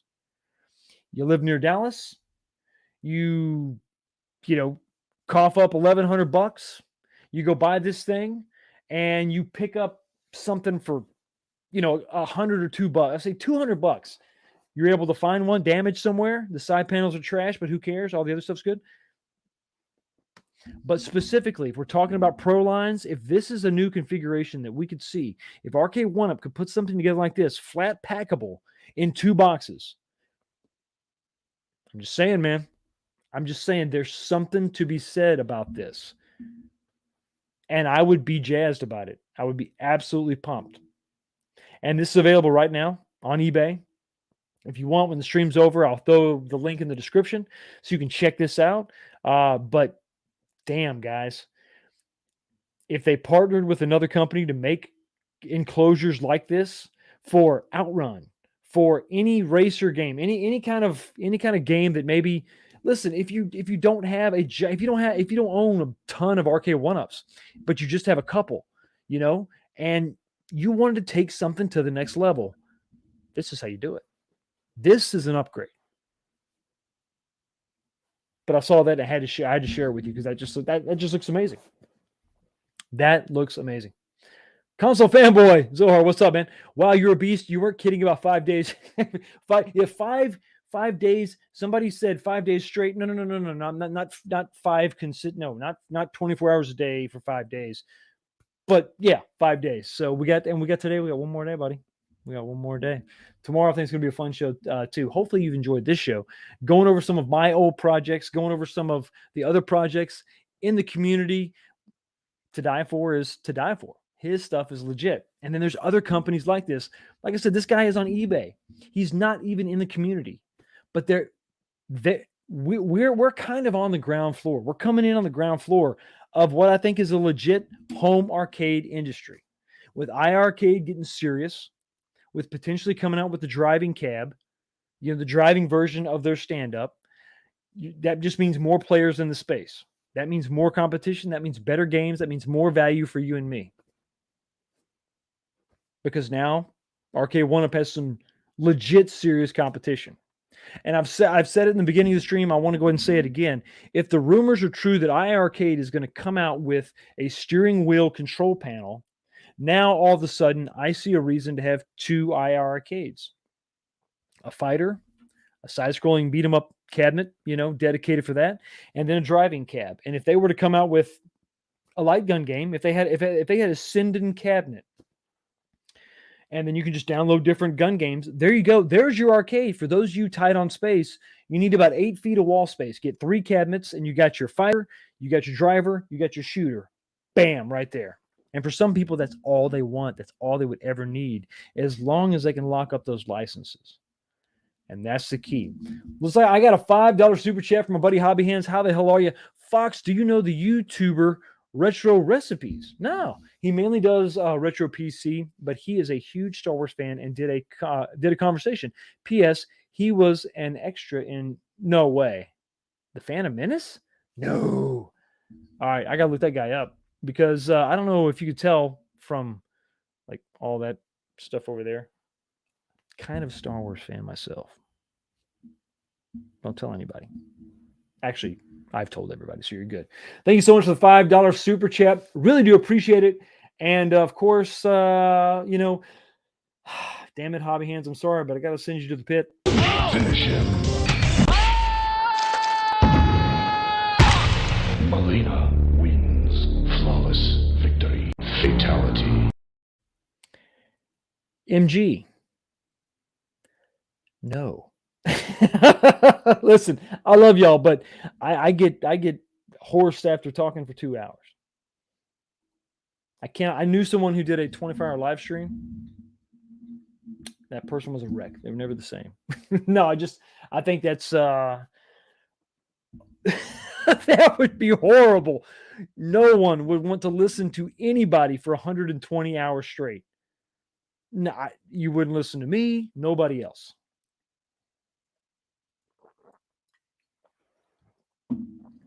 I would say this. I would do a 12-hour stream if we had some kind of cause. If the community was coming together for something, disaster relief, something. I mean, if there was some kind of cause we were trying to go for, man, I put in the time. Hell yeah, dude. I put in the hours and get a bunch of people together, have a bunch of guests, and we could, if we had a cause, but to just do it, nah. Come on. Hey, Ryan, what's that? It's still good after 14 years. So now, enough about me. I want to hear from you right freaking now. Right now. Does anybody have an idea for a project? It can be something you want Arcade1up to do. It could be your thoughts on the pro line. It could be your thoughts on what you want to see, because I've got two projects that I want to kind of reveal for you now. One you already know about. It's my driving cockpit. The cockpit. I'm trying not to say that in a way that's subjective. Yes, it's my driving simulator. I've got you saw the video. Hopefully you saw it. If not, check it out. It's in the channel listing. But I put together an eBay seat with some badass tech. I got top of the line driving steering wheel, shifter. I bought the 40-inch, the 41-inch, 43-inch, 42-inch, 40-inch. I bought a TV. I think it's a 40-inch. I got the TV. Now I have to frame out the actual housing. It's going to sort of be inspired by like Hydro Thunder, San Francisco Rush. I want to kind of mimic that cabinet design, and then we're gonna probably power this by a PS4, and that's gonna be my driving cabinet. So, but I got to figure all the ins and outs of that. Right? Got to figure out the side art. I got to get all that together legit. Got to figure out the sound system. So I'm going to take you on that ride with me. We'll go there together, and hopefully we'll have a great time. The second one is something I'm going to keep on the down low, but I'm going to go ahead and give you the title of the project, and it's going to be an Arcade1up Micro. An Arcade1up Micro. It's going to be the next project. I'm going as small as I can go with an Arcade1up. I've got might be kind of a silly design, but once again, this is going to be an experiment in how low can we go? I think it's gonna be a lot of fun. I mean, I'm going to use a very popular title. It's not no Pac-Man. I'm not using Pac-Man. No Pac-Man at all. But yeah, that's the immediate horizon, as well as we're going to revisit the 2-player driving cabinet, dig into that a little bit more, maybe completely do an overhaul of that, maybe start over with a 3rd gen version, 3rd gen cabinet, kind of go from there. But, we'll see. So let's jump into the chat and see what is going on. Goku Black 1281 says, what do you think about a Mario Brothers cabinet, and how much would you sell it for? If I made a Mario, so I did actually also in the projects, I didn't highlight it here because all it was just a control panel. I basically took the same cabinet that I made the 2-player driving cabinet with. I took off the control panel and I made one that housed 2 controllers, arcade controllers for the NES Classic. And then I just made a Nintendo cabinet out of that. So it's actually easier than you think. But I would probably do it right with some Nintendo themed graphics on the side. But I would use those Nintendo, arcade sticks. Or I could make a new control panel and just use buttons. But I guess you can kind of go either way and see. But it would be pretty simple to do. Really wouldn't be that hard. You've got the cost of the controllers themselves allow you to do it without having to get encoders. So if you get those sticks, which are probably $30 each on eBay, and you make a custom control panel that houses those, and then everything else is just artwork. And then if you got an NES Classic, that's the way to go. Anything else you're going to have to do, you could probably do a Raspberry Pi. If you've got the ROMs, you could do that way. But it wouldn't be that hard. It wouldn't be that difficult. So check out the channel and scroll down the video and look for Nintendo control panel. I think is what it's titled, and you'll see how I did it. And you'd be surprised. You could probably do that yourself and get the same results. But I think that's how I would tackle it. As far as the cost, I'd have to look at the cost of the artwork, and then I'd have to find another NES Classic, which could be expensive. Finding it now, but if you have one now, if you're talking about like a commission, I'd have to see what you have, and then kind of go from there. But everything else, I think, would be artwork would be the most expensive part, because the controllers are still pretty easy to find, even new in box. They're pretty easy to find, so they're not that bad. Where did we go? I lost your comment. Let's scroll down. Here we go.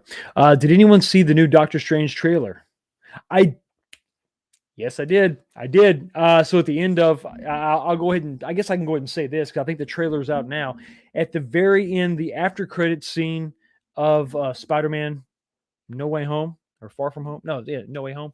The new Spider-Man movie. They play the Doctor Strange trailer, and yeah, Shimura Gamarath. Yeah, I forget how you say it, but yeah, there's that shot, and he's huge. He's massive, big eye, in the arms.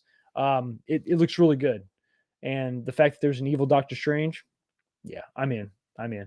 I did a miniature review. I didn't do a review of the new Spider-Man. I just said basically, listen, I like the Spider-Man movie. I've not been a fan of the MCU after Endgame, but I love this movie. That's all I'm going to say. Go check it out. Hollywood Polo, where you been, man? Good to see you. Zohar says he wants a super hang-on with a sit-down bike. Yeah. I think you kind of you do that. If you can't have the side to side motion, you could even bundle Paperboy in there. I mean, anything with that mechanic would be. I think that'd be the way to go for sure. 4-player track and field. Benji's like, Polo, where you been, man? Good to see you. MG says, you ever see a grown man naked before? Yes, me every day when I shower. I agree with Bartman. So do I. Whatever he said, I'm down with. Nice too. Sit down afterburner. Yes. See, so I'm making a prediction. This is not a leak. I don't know for sure. I haven't heard anything from anybody other than my own brain that sparks from time to time. I think that Arcade1up is completely missing a flight game. Period. They have nothing. So I think what we're going to see is I'm theorizing, because we got Ridge Racer. I'm thinking that we're going to get Air Combat, which is what originally became, or the game that became Ace Combat. I think we could see that, but that's more of a simulator. I think if you're talking about arcade, most likely we're going to see Afterburner. We've got the Tron flight stick already. I think they'll make one pretty basic like that. I think they'll have, you've already got the mechanic with Outrun and Ridge Racer of the shifter. So that'll be the thruster, and you'll have your flight stick. I think that's what we'll see. I think they desperately need that. So I think next year we could see it. And at this point now, I mean, Killer Instinct looks great, but I'm not buying it unless I get it on sale cheap. I'm looking for mechanics now. I'm looking for something very specific. I'm looking for that tactile experience, driving, shooting, flight games. Something. I want something. I'm kind of done with, the beat 'em ups, the 2-player, the 6 buttons per player. I will get Mortal Kombat Online if it comes out. I'll just swap my Midway Legacy out for that. I got to have a Mortal Kombat. You have to, come on. You got to have a Mortal Kombat in your arcade. You have to. It's just standard operating procedure. But I think Afterburner, and I think I would like for them, when you talk about a sit down Vic Vicious, I want to see I know why you put it on the control panel, and that's fine. It's easier, the wiring, all that. But I would like to see it down here where it needs to be, right here. So you got your flight stick.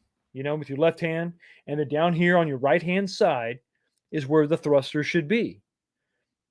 If you're talking about Hydro Thunder, and even if you're talking about a racing game, the stick shift should be down there. I think they got to step up their game.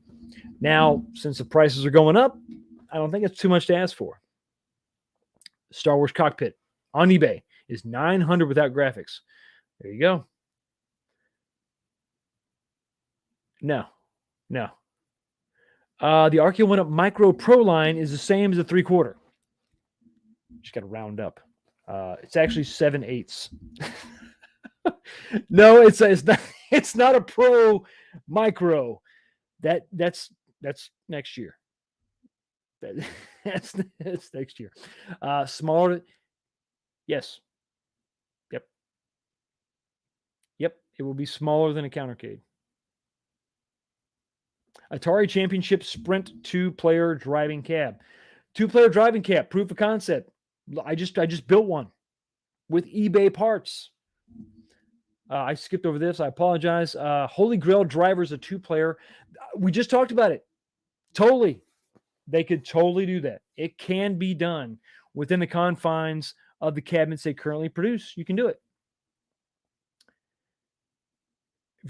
I'm going to take the riser, I'm going to cut it in half. So it's very uncomfortable.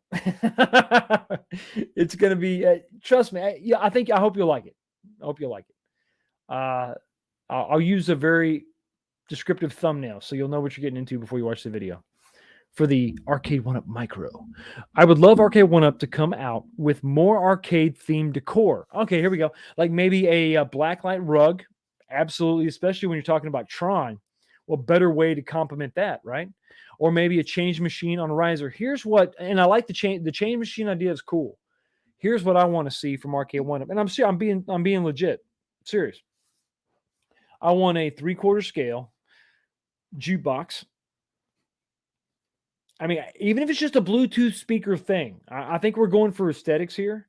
So good speakers, Bluetooth connectivity, but something to mimic a jukebox. Highly stylized, like the stuff we saw in the late 80s. I want that. And I want a 3/4 scale Coke machine.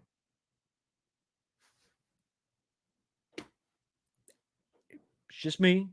Even if it doesn't say Coke, if it says Arcade1up Cola or something, I don't care. But if you're talking about stuff to kind of fit in, LED signs and stuff are cool on the walls. But if you want to add to that arcade experience, and the change machine idea is good too.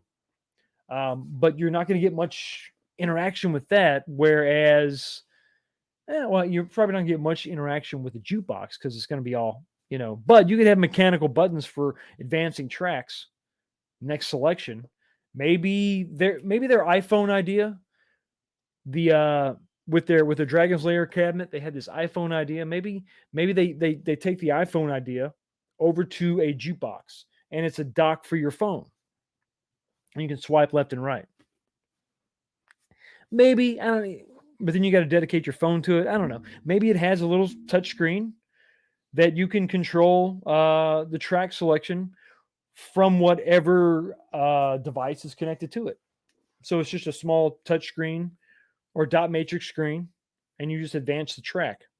And that's all the functionality it has. It can't, you're not going to be able to answer calls with it, but it'll advance the track. Lit up like crazy, right? That'd be cool.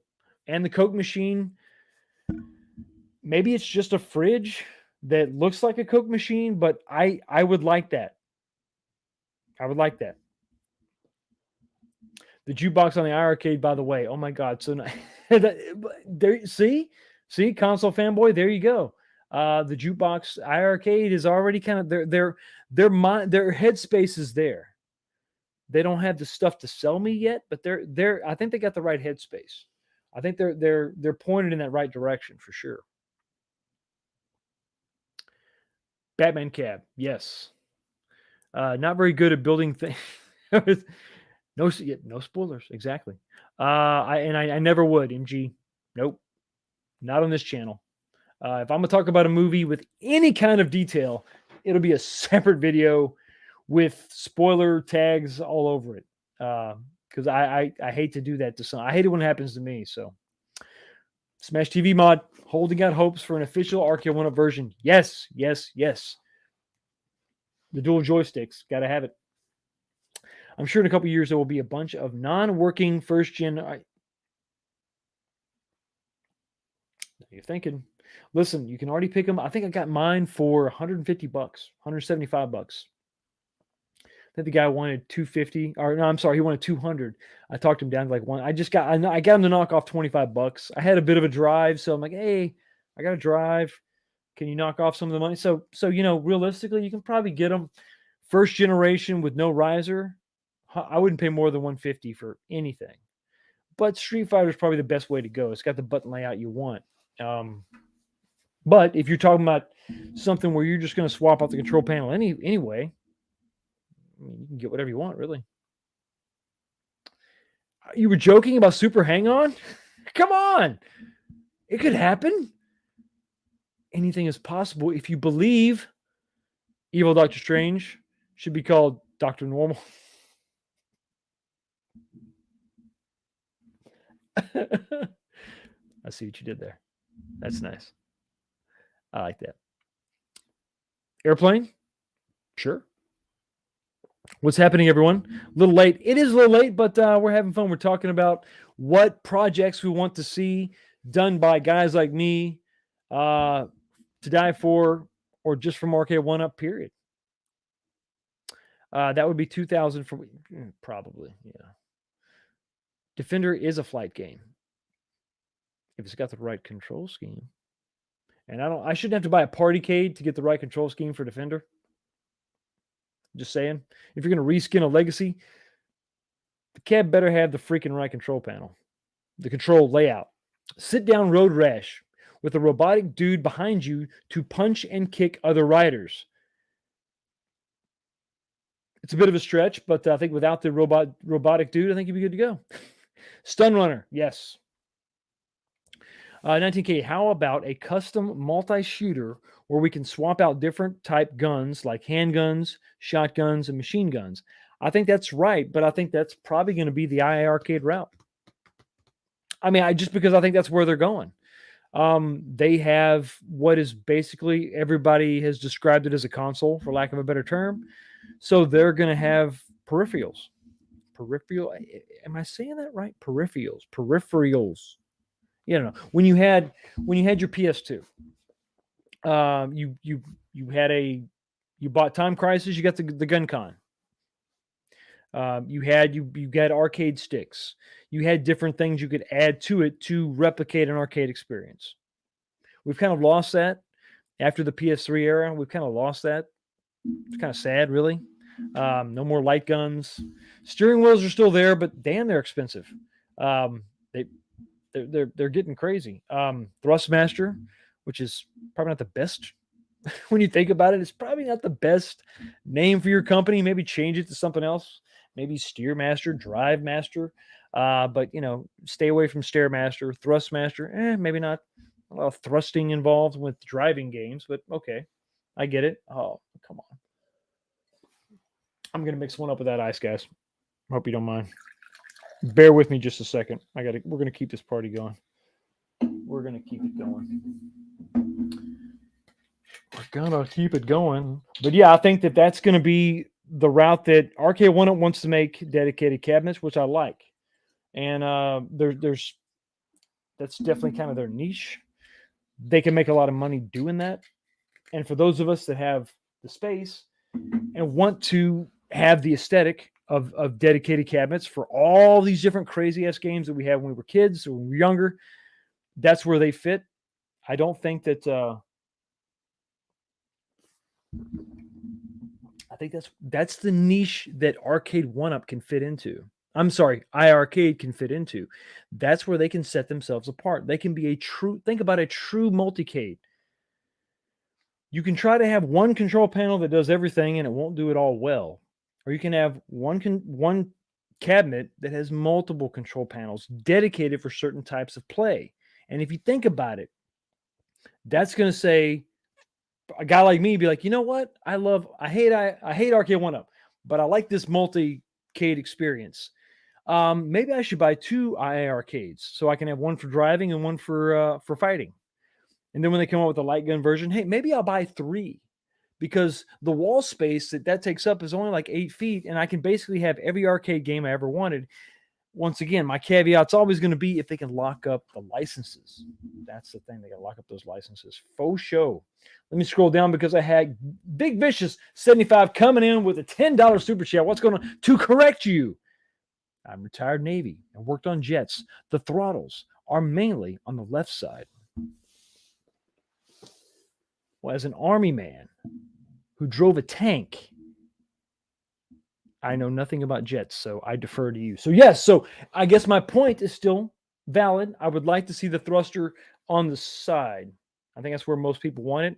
And the thruster can be on the left side for the jets, and then it can be on the right side for the driving games.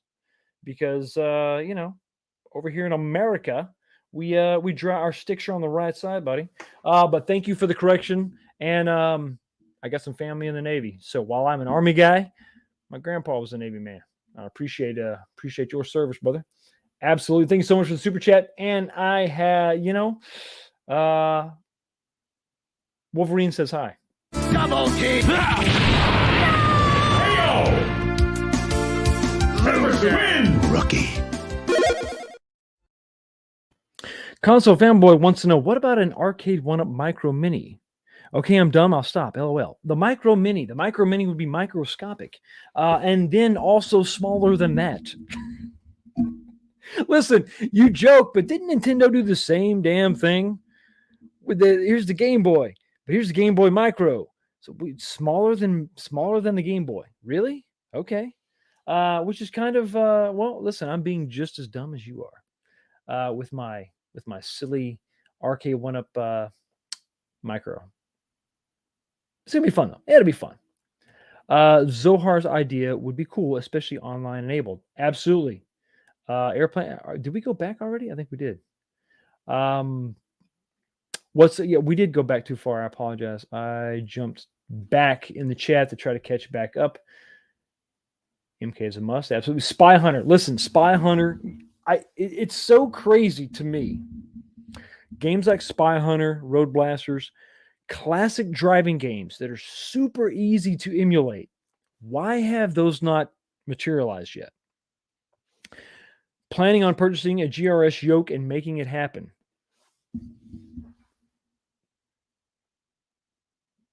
It's right there. They've already done it. It's not that high quality GRS yoke, I'm going to give you that, but it's there, guys. Why haven't they made this happen already? I mean, I don't get it. Why not have a Midway Classics driving edition? Blows my mind. Really does, because some of these games are super easy to emulate and they're so iconic, right? I mean, Spy Hunter. There was a sequel. You could have a couple Spy Hunter games on there. Throw in Road Blasters. I mean, you could have 3 games on there. Hell, people are paying $700 for X-Men. It's got 3 games on it, and only 2 are good. One really sucks. They're paying $700 for Turtles. They're paying $700 for the same cabinet they got a year and a half earlier that they paid half the price. Dude, it was $350. $350. Didn't have a lit marquee, but it was $350. They came out with the so I'm sure, I guarantee you, all they would have to do is take the same cabinet shape right here with Star Wars, reskin it, load up some different ROMs on the PCB, and there you go. Take the Outrun riser with the foot pedal. They already got the parts. Skin that some gun and go. Let's go. It's right there. It's right there for them. NHLPA hockey 93 with 2 fake sticks chained to the cabinet with real short change would be sweet. I mean, listen, why not? Let's get crazy. MK's booty whack. Booty whack. Will it come with a micro stool? Yes, but it's very uncomfortable. And it will probably go up your anus. So you probably just throw it away. It's not gonna like it. A jukebox would be nice. I mean, talking about game room decor, I think it could work, right? It might be a little crazy, but Arcade1up ceiling fans. All right, I know you're joking, but let's think about this. Have you seen the things at conventions? It's fan blades. They spin around, but they've got LEDs on them, and they display an image, and it looks like the image is floating. If you haven't seen it, look it up. It's maybe it may just be a black bar with an LED strip on it, and it spins really fast, and then it displays an image, and it looks like the image is floating, and it's not just a static image. The image will sometimes rotate back and forth, but it's just the way the LEDs are programmed to illuminate. What if you took that concept but made it a ceiling fan with LEDs, and then as it's spinning, you see Pac-Man? It could happen. It could happen. Where would you get 3/4 size cans of Coke? They make them, dude. The 8-ounce Cokes. I've thought this through. You thought you're going to catch me slipping, but no. I thought it through. It takes 8-ounce Cokes. You know what I'm talking about, the minis. The little cans, not the 12-ouncers, the 8-ouncers. Thought it all out. The schematics are being printed as we speak. You could make the change machine a beer fridge. Listen, yes, you could. I mean, let's be honest. We're all above drinking age that own these things. Parlay that stuff right into that.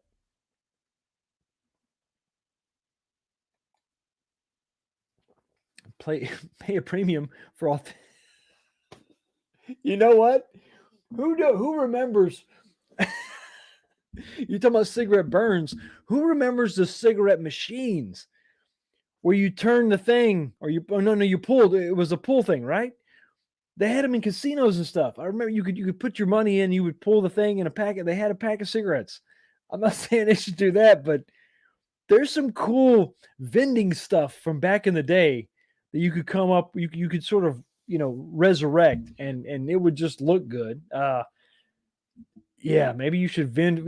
I guess you could. Well, I don't know. They don't even sell the candy cigarettes anymore. The packs of candy cigarettes, they don't even sell that anymore because kids are sensitive. But maybe you could have a candy dispenser. Maybe just a candy dispenser. Well, that's a regular vending machine. Never mind. Bad idea. Let me kind of catch up to the chat here. I apologize. I've kind of been slacking here. Jeremy, Diedrich, what's going on? Why does GRS Game Room Solutions also go by Arcade1up? Do they alternate names when bad review?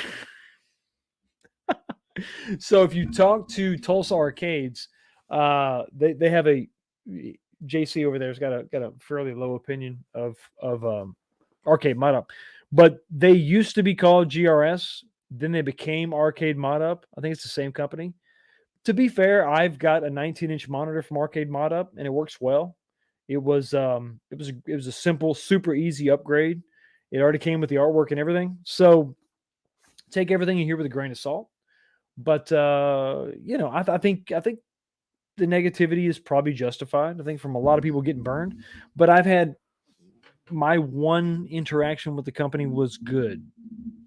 But take that with a grain of salt. It was one interaction of how many interactions that happen yearly. Right? But yeah, I think that's originally that was their name, and then they changed it.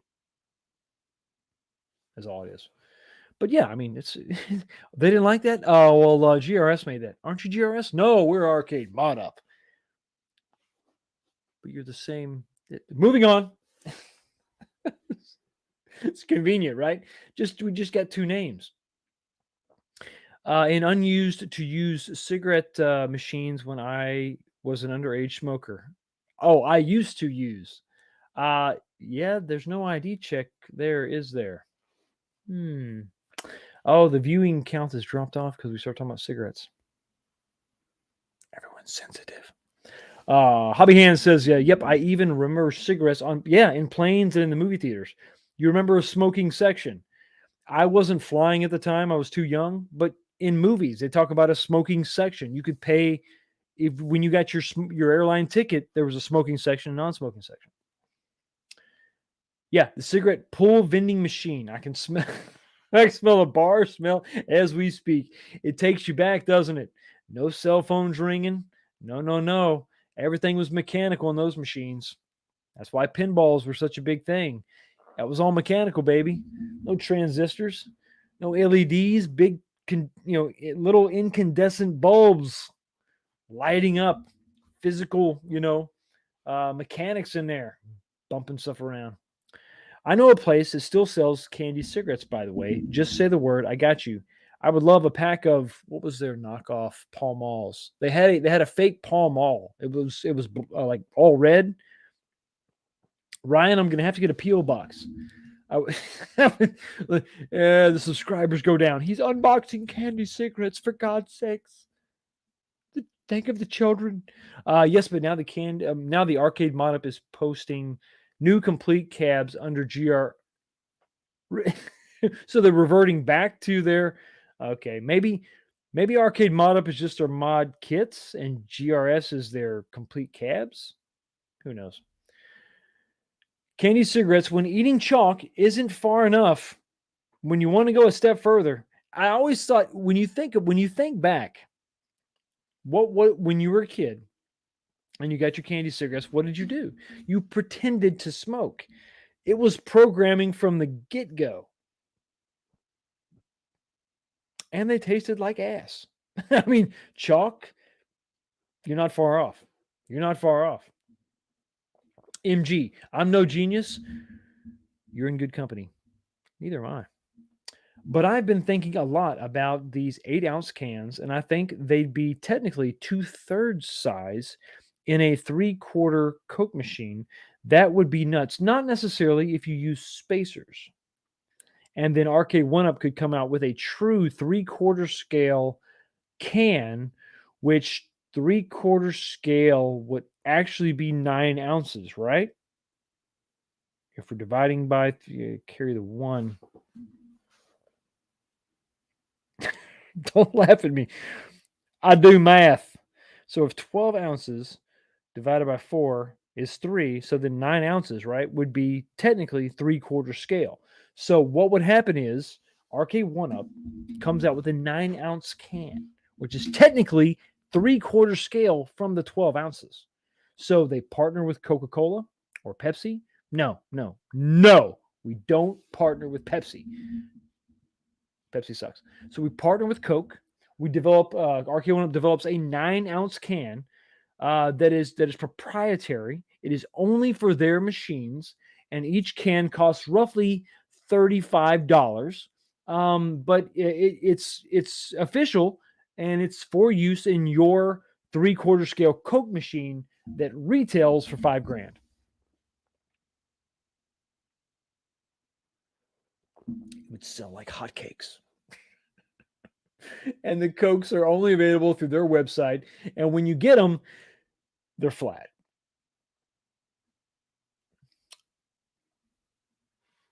There's still an old cigarette pull machine in my town. You know what? You might want to grab that if you can buy it. Buy it and just kind of maybe clean it up and hold on to it for a while. Listen, that kind of stuff, the broke brick, you won't be broke for long, buddy, because that might actually that'll bring in some money, especially if it has that old wood veneer they used to put on everything back in the day. They had wood stickers on Coke machines, the old Coke and Dr. Pepper machines. It still had the bottle top, opener on the front there when you had bottles coming out. They had the wood grain. Back it was the 70s. They had wood grain on everything. Everything had wood grain. Ron Garber, I remember smoking sections in hospitals. I remember well, I don't remember, but you've seen pictures. I've heard this from physicians themselves. Who's the one doctor that's been on Fox News from time to time talks about how we used to walk around and sit down with our patients, and at the patient's bed, I would be smoking. It's freaking nuts. Big Jim Cruz, how the hell are you doing, buddy? Sounds like National Alamo and Enterprise being the same company, but not honoring each other. You were talking about Arcade1up and their pseudonym. Oh, that's the name that we write our books under. What? Get a PO box, brother. You know what? Somebody else said something about I should get a PO box. I as a human being, not as a YouTuber, you don't think people actually want to send you stuff. So I didn't get one. But maybe I will. It'd just be kind of cool for us to all correspond, you know. So if you want to send me something, yeah, maybe I don't know. Maybe I'll do that. I probably should do that. I got next week off. Maybe I'll do that next week. Tell you what, if I do that next week, I'll probably do a community post with the PO box number, and then I'll add it to the information on the channel. That way, you know, if you want to, it's by no means is it some sort of obligation, but if you wanted to send me something to check out, maybe even review for the channel, I'll do. I'm down with that. We had candy. Wait a minute. Are you MG? Are you what? We had candy chewing tobacco in the UK as a kid. Well, I guess it's okay. So what we had like cans of the plastic and metal cans of chewing tobacco. What they had in the States, they would have beef jerky shredded in the same kind of container. And I remember as a kid, it wasn't candy, but we would take the shredded beef jerky, put it in your lip, you know, and then we just kind of suck the juice, you know, and I kind of it's funny, as a kid I thought that's what that was until I was 13 in junior high, and some kid gave me actual chewing tobacco, and I was in science lab and I threw up in class. Wasn't my proudest moment, guys. Wasn't the best. I told my dad that story. He laughed at me. No sympathy. But he did say he didn't punish me because he figures, well, I guess he learned his lesson. Ryan Garber says, I used to love the bubblegum cigarettes. Yes, I do remember those. Much better than the chalk cigarettes, yes, because you could blow on them when they were in your mouth, and a puff of smoke, once again, indoctrinating the youth, right? Would pop out from the sugar. Yeah, you would have they were wrapped, and you would do the, and you would do. I think, who was it? A cousin of mine, or I don't know if it was me or my siblings. Maybe it was a cousin of mine. Got in trouble because of that, because they thought we were actually smoking. Yeah, Mom, I'm in your car, lighting up. What are you, crazy? Yeah, this is, Ryan is not telling tall tales, ladies and gentlemen. This was the childhood of the late 70s, early 80s. MG, we'd need a Coke riser. You're right. You're right. We can't make it in one piece. It has to have a riser. MG wants a riser for our Coke machine and our 9-ounce cans that no one else makes but Arcade. I'm laughing because it might happen. Listen, if it happens, I promise, I have no communication with Arcade1up. If they make the stuff, that's on them. Yes, pop math. Pop math indeed. Let me scroll back. Don't try to get caught up here. I apologize. I'm slacking. The flavor lasted about 5 seconds with the cigarettes. Donuts, compromise. 3/4 scale vending machines. Top row soda pops. Second. So we got Cokes. In Texas, where I grew up, everything was a Coke. And then I began to travel when I was in the Army, and then all that. And I realized that not everybody talked like that, but in East Texas, everything was a Coke. You want a Coke? And then the follow-up question was, okay, what kind of Coke do you want? It was so ridiculous. So a Coke could be a Sprite or Dr. Pepper. It could be a Pepsi, but it was a Coke. Yeah, that was it wasn't. And then you go up to the north, and then you have soda and soda pop, and then pop. You want to pop? And it was like, what the hell are you talking about? I don't know. It's like a drug reference. What do you mean? I was unaware. Okay, I was not learned. But then, but yeah. So it's funny how soda and its descriptive name could really be the deciding. That could tell the difference where you actually were from. So. But yeah, so a great compromise is soda on top, candy in the middle, and then cigarettes. I don't like my cigarettes cold. We got to refrigerate the top section, not the whole damn thing. I don't want my cigarettes cold. I don't want my Pall Malls or Campbell's coming out chilly. They don't burn right. Flavor lasted about 5 seconds. I already read that one. MG, I swear, man, was made from coconut. We had chocolate cigarettes. And when I moved to America, they had chewing gum that looked like tobacco. Listen, I'm not a conspiracy guy, but it was part of the culture. I remember stories from, guys in the military beyond, my time talking to grandpa. They would put cigarettes in the MREs. I mean, listen, when I was getting MREs, I got like packets of free-dried coffee, or cocoa. They were getting cigarettes, part of their rations. Think about that. Great for morale, but really bad for your health. Yeah, big league chewing gum. Yep, grab it and throw it in your lip. Pretend like you're chewing tobacco. That's it. Yep. Yeah, shredded jerky. You don't need teeth to enjoy. That's right. That's why burden the untoothed persons. It's a class of people, okay? Untoothed people. How dare you discriminate against them? The untoothed personnel in the country. Yeah. We got to have a classification for everybody. We used to do pop rock. Wait, whoa, MG. Oh, wait. I was gonna say pop rocks and Coke, right?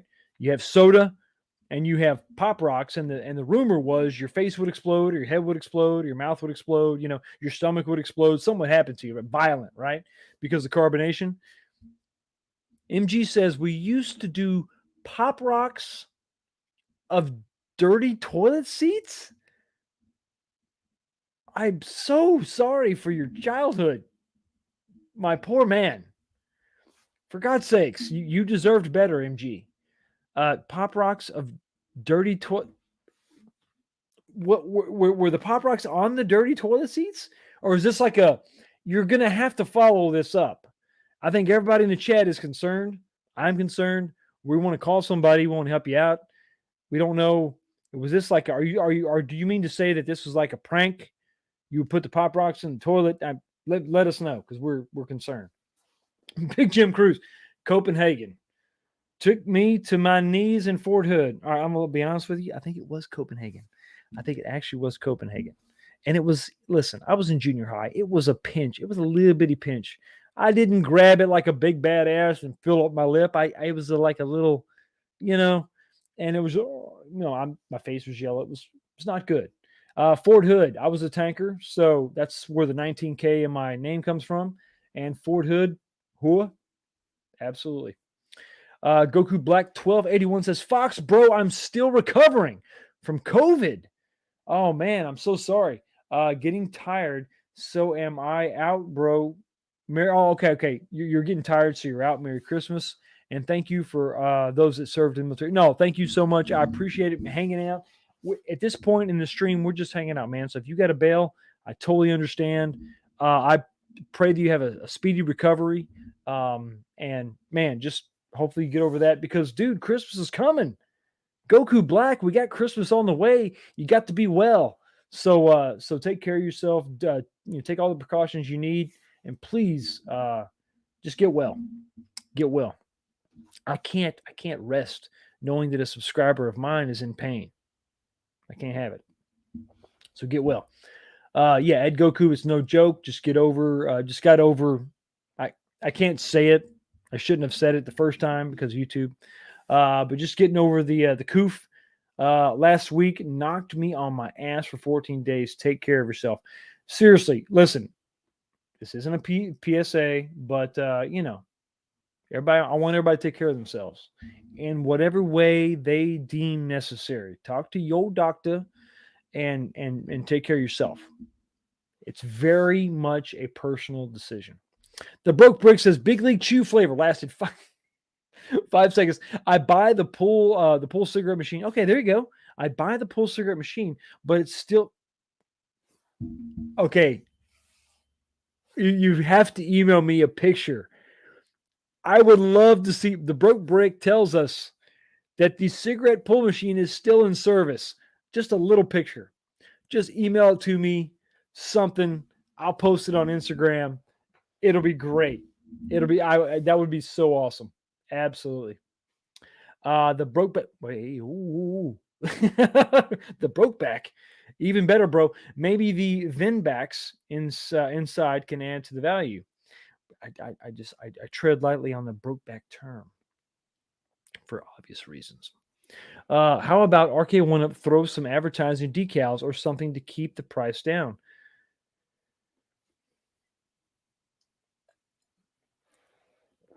Listen, if they partnered, if we're talking about the Coke machine, and listen, I guess let's be real for a second. Couldn't they realistically partner with Coke? I hate to say it, but Pepsi. Ugh. But they could partner with a soda company brand to bring the cost down. I mean, I wouldn't be against that.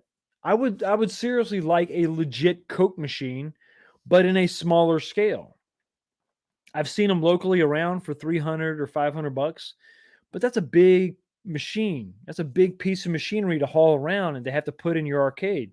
If it's in a basement and you got a door, that's fine. But what if you got to take that downstairs? Listen, we got out of that. That's why we got Arcade1ups. They're light, 40, 50 pounds. You can move those around. It's no problem. So if we're talking about arcade or we're talking about Coke machines, we're talking about smaller size, lighter weight. So why not, right? They could do that. They could partner with somebody and put an official logo right on the front of the machine. There you go. The price comes down. And they could partner with, it doesn't have to be a 9-ounce can. We're kind of joking around, but the 8-ounce can, and you make that work, right? 8 ounces is close enough. Close enough. It's fine. The tiredness goes away too, I promise. Seriously. Goku Black, hang in there, brother. Okay. I think if you were doubting that there's love in this community, the chat's proving you wrong, buddy. A lot of people care about you, so please, especially this time of year, man. Come on, got to get over it. We want you to enjoy this time of year. $2 super chat from Hobby Hands. Indiana is the same price Coke was any drink. Oh, the same way. I'm sorry. Indiana is the same way Coke was any drink. So it's not just my dumb ass. I am among friends. I like it. $2 super chat. Thank you so much. And what do you get? Put on a jacket. It's going to get kind of chilly. Finish him. Sub-Zero wins. Flawless victory. Fatality. Ryan says Indiana sounds like my kind of party. So I've said on the channel many times, I'm in the Cincinnati area, living in Kentucky. So if you're familiar with Cincinnati at all, it is part of a tri-state. Indiana is part of that tri-state. And I will say they have low property taxes, and it's not bad. It's not bad over there. So Indiana definitely has its, it could be your kind of party, Ryan. Check it out. Now I'm an Indiana travel agent. What the hell? Now I'm bringing people into Indiana. MRE, a staple, was a pack of Virginia's. Really? MRE, a staple, was a pack of Virginia's power coffee and a water purification tablet. I think that I was probably spoiled, MG. I had stuff like, what do we have? We had MRE number 7 was the one everybody wanted because it had beef stew and it had the cheese pack. So what you would do is you would take your MRE heater, you would put the beef stew on one side and the cheese pack on the other. And you would pour the water in, close it up, and it would heat up, boil it, and you would have like hot, like melty cheese. And I'm sure, I mean, they called it cheese. Who knows what the hell it was? But anyway, you would take the beef stew, right? Open up that packet, take the cheese that you just warmed up also, open up that packet, pour them in there, stir it up, and then we take those MRE crackers, the ones that were like little bricks that I remember some kid was like, I could eat them all in so many minutes. And we're like, bet. So we threw money on the table, gave this kid a pack of MRE crackers, and that kid lost. He had minutes and couldn't finish them. He couldn't have any water, nothing. He had to eat those MRE crackers. His pride took a hit that day. But my wallet got a little bit fatter because I knew better. No, but you would mix the cheese and the beef, stir that up, all melting in together. Dude, you take those MRE crackers, dip them in that. Whew, it was like gourmet cooking. And then what we would do is we would take the in the same MRE heater, right? Heat up your food, and then while it was still warm, you would take your water in a packet, and you would have to try to heat it up. But if you didn't have that, we could put the water in a canteen cup on the back grill of the tank, and we would put the instant coffee and the cocoa in the same canteen cup, stir it up, put it on the back deck, and get the driver to fire it up. And you could have like a mocha, kind of like like coffee and chocolate mixed together. It's good stuff. You had a freaking Starbucks in the field, and it's good stuff. MRE staple, yeah, we talked about that. Pop rocks equals popping. Yes, that's an important distinction. Not everybody understands that. Pop rocks is popping candy. It reacts to moisture. So you would take your little container of Pop Rocks, and usually as a kid, you just pour it in your mouth and it would pop, and you'd be like, ah. But the rumor was, the urban legend was, if you took Pop Rocks, threw them in your mouth, and then wash it down with a cola, a carbonated beverage, your stomach would explode. Never seen that happen. Really wanted to, but never saw it happen.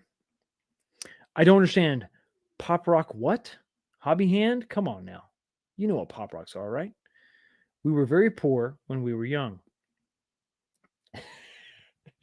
We were not rich either. Maybe that's why you have this appeal of the arcade machine at an affordable price and being able to replicate that at home, because it was something deemed almost unattainable when we were young. I mean, it's like, wow, the arcade. And the fact that we can have that at home now that's got to be part of the draw. Because yeah, we didn't have a lot of money either. So yes, dreaded Pop Rocks and cola urban legend. Is it an urban legend or is it true? Who knows? Who knows? It could be. The thing of legend could be the truth after all. Brian Schmidt, there was an urban legend that Mikey from the 80s Life cereal commercials died from swallowing Pop Rocks. I was not aware of that. But if Mikey liked the Life cereal, evidently he didn't like the Pop Rocks. And if he died, I'm going to feel bad about that joke. But if he's alive, I don't feel bad about it at all. Not at all. 11 Mike, military infantry. No, I'm sorry, mechanized infantry. 19 kilo armor crewman. Mechanized infantry. Do you remember? Hell, man, I don't know if you do. 24th mechanized? Or maybe it was 24th Ord. When I went to Fort Stewart, they reflagged. So they were 24th Ordnance or mechanized. I can't remember. But they were the It was a leaf. It wasn't a maple leaf like Canada, but it was a leaf, an oak leaf maybe. Was the patch that we had. And then Third ID came in and took over. So we became the broken TV, the square with the lines in it. But I was 24th. 24th mechanized? I don't know. We were only 24th for so long. I still got some of those patches. That I don't know if they're worth something, but they mean something to me. So I don't think I'll get rid of them. But thank you for your service, brother. Ex Jarhead, you son of a bitch. Here started with Redman, Chew, then went to Smokes, 88 to 92. You got out right after me, brother, or right before me, brother. 95 to 99. I never got in the shit. So part of me regrets that. My little brother did. He got in the shit. He went in after me. But I got out in 99 before 9/11. So I don't know. Moving on. 19K. Exactly. Talk to your doctor. Yeah, exactly. Right? It's a personal decision of an individual. And remember that the poke protects you, nobody else. Calm down with the whatever shaming. I'm only editing Ryan because of YouTube's guidelines. So you don't have to read that. Much love. I want to read it. I think it's important. Everybody needs to talk to their doctor and make the best decision for yourself, because I do believe it is very much a personal decision. It's a medical decision, and I have no right knowing what your decision is. That's between you and your doctor. Jeremy Derek Fox, what did you say you did in the military? Tank battalion? Yeah, 19 kilo. I was a tanker between 95 and 99, stationed at Fort Hood. I started out as a driver, and I was good at it. I'm not going to sugarcoat it. I was a badass. No, I was a good driver. So, you get a bad driver, it's not good. So I was a pretty good driver. So I drove for probably the majority of my service. Then I was a loader for a brief time. Then I went to gunner and never made it to TC. I got out as an E5, but Bill Clinton was my commander-in-chief. So when I went to re-enlist, there was no sign-on bonus. There was no nothing. So it was a pretty easy decision to get out after 99. But I kicked myself after 9/11 because even though we were, me and my wife, pregnant with our second boy, after 9/11, I wanted to go kick some ass. But that's a long story. 97% better. The dangers of anything have passed to anyone who's worried, ready to go back to work next week, and I get to enjoy Christmas with daughter and the family. And if I had a little marker, I would circle that. Christmas with daughter and family is the number one thing. Everything else is secondary. That, my brother, my friend, that's awesome. That's what matters. ACS Rocks Esports. What's up, man? How you doing? I have a Coke can machine. Don't toy with my emotions. Do you have a full-size Coke machine? Man, to be honest, I'm serious. I have looked at probably, I think, between 3 and 5 in my local area in the last 6 months, and I've been that close to pulling the trigger. I just don't have a spot for a full size in the arcade. I just don't have a spot for it. That's like 2 Arcade1ups. The width is what gets me. It's like, man, that's just too much. I mean, I've already got a fridge downstairs, so I have a Coke machine, and they are like 400. But yeah, right. I do have a walkout in the basement, so I'm okay. But still, dude, 400 pounds, that ain't no joke. Goku, that's amazing. Yeah, see, Goku Black. You got people care about you, man. Seriously. Take care of yourself. This is the season of family for sure. Get their asses in your arcade that you've been building all year and just sit back and look at the smiles on their faces. And that to me is worth more than the game itself. Jeremy Diedrich says, Fox, isn't soda in Canada called pop? I'm sorry, Canada. Cincy. I was just in Canada. I apologize. And I've had a little bit of alcohol. So I'm just going to go ahead and blame that. Fox, isn't soda in Canada called pop? You know what? It's yes. I think probably overall, yeah. I think it's called pop. But really, I noticed it. Honestly, my brother-in-law's from Iowa. I really noticed it when I talked to him. Pop was like, what?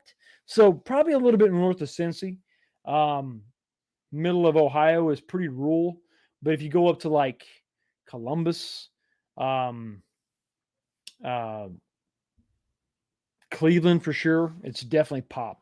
So, but it's kind of a weird gray area being, you have Kentucky, you have Indiana, you have Ohio, all right there. It's kind of a melting pot of dialects, I guess. So,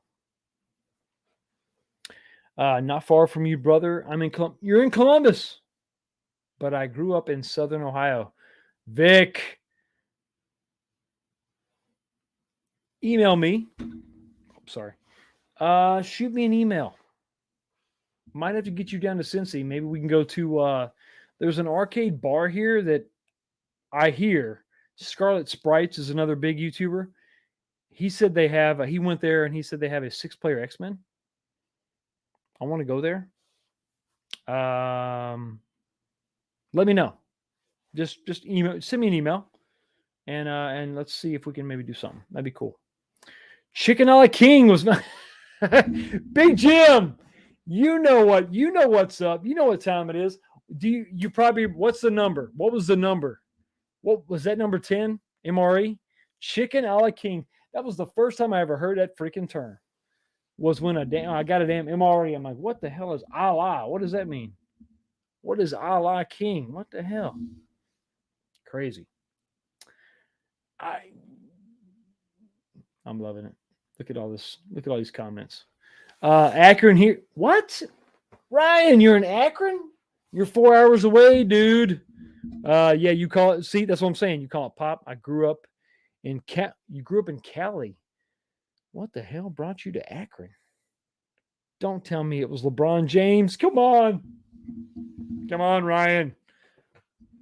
I grew up in Cali, so I used to call all pop Pepsi. Are you just messing with me? Ryan, come on, man. I called everything Coke. You called everything Pepsi. Maybe it's because that was the predominant brand in our areas. Maybe that's probably what it was. Hobby Hands with his $2 again. Listen, the $2 super chat. Thank you so much. Just saw the Countercade Marvel Superheroes 150 per. Yeah, all four. All four. Let's do this live. We're gonna do it live. We're gonna do it live because I don't care. Guys, Best Buy. Last time I'm checking right now. This is live. We're doing it live because for $2 you get the live update. Damn right, buddy.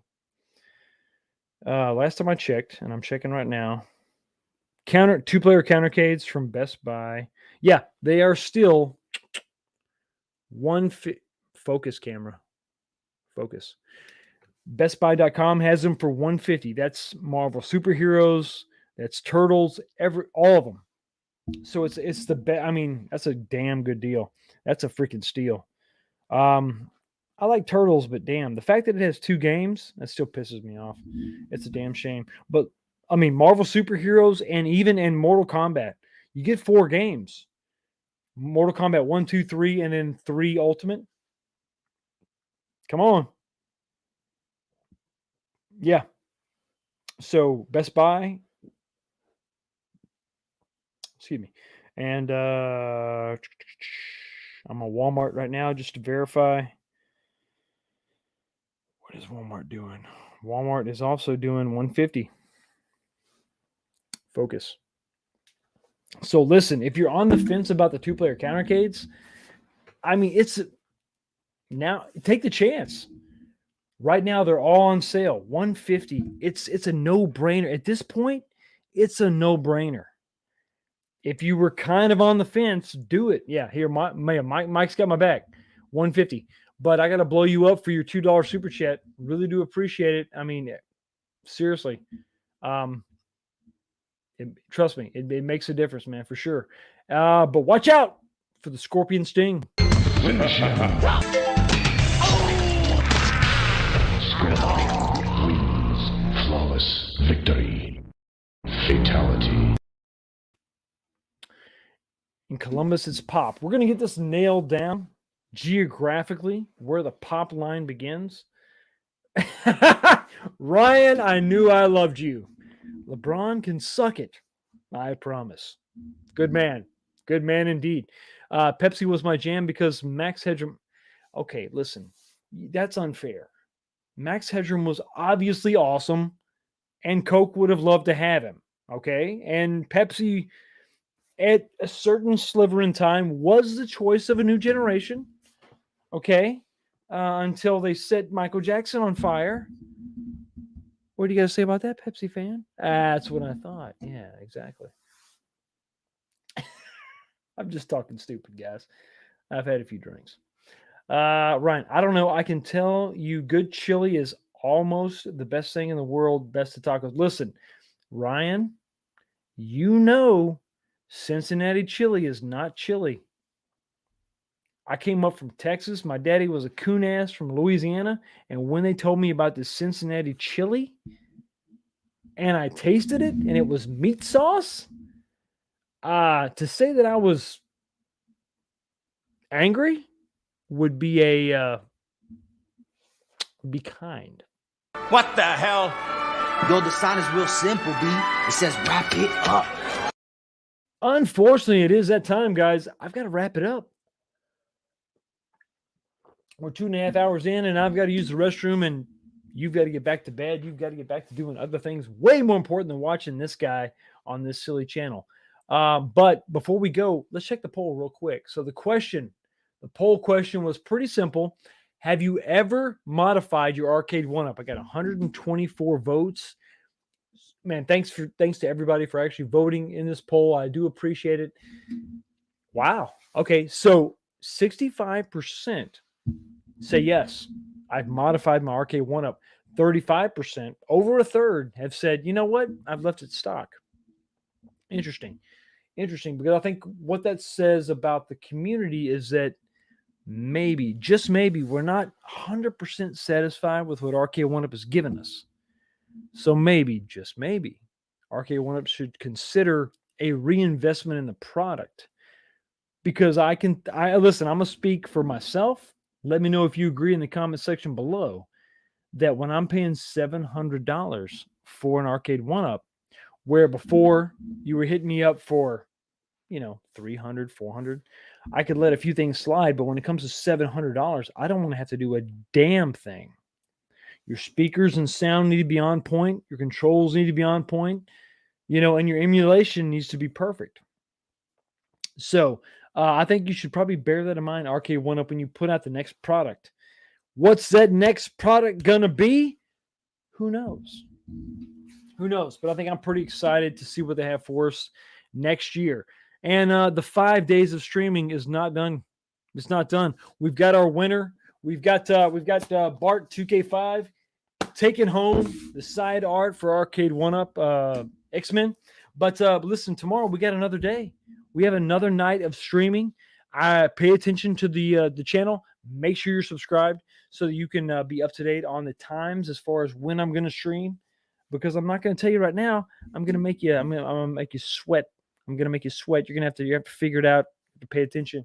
But we got one more night. I want to spend another night with you. If you'll kindly consider spending another night with me, we're going to talk about several things: Christmas, nostalgia, and tomorrow night is going to be kind of a special night. I'm going to share some. I'm going to share some personal stuff with you. So, if you're interested in that at all whatsoever, swing by the channel and we're working our way to Christmas. So, yeah, that's right. Arcade, listen, Ryan, preaching the truth. Arcade1up, step up. You read the rest. Y'all have a blessed day. I appreciate every single one of you, and I will see you next time.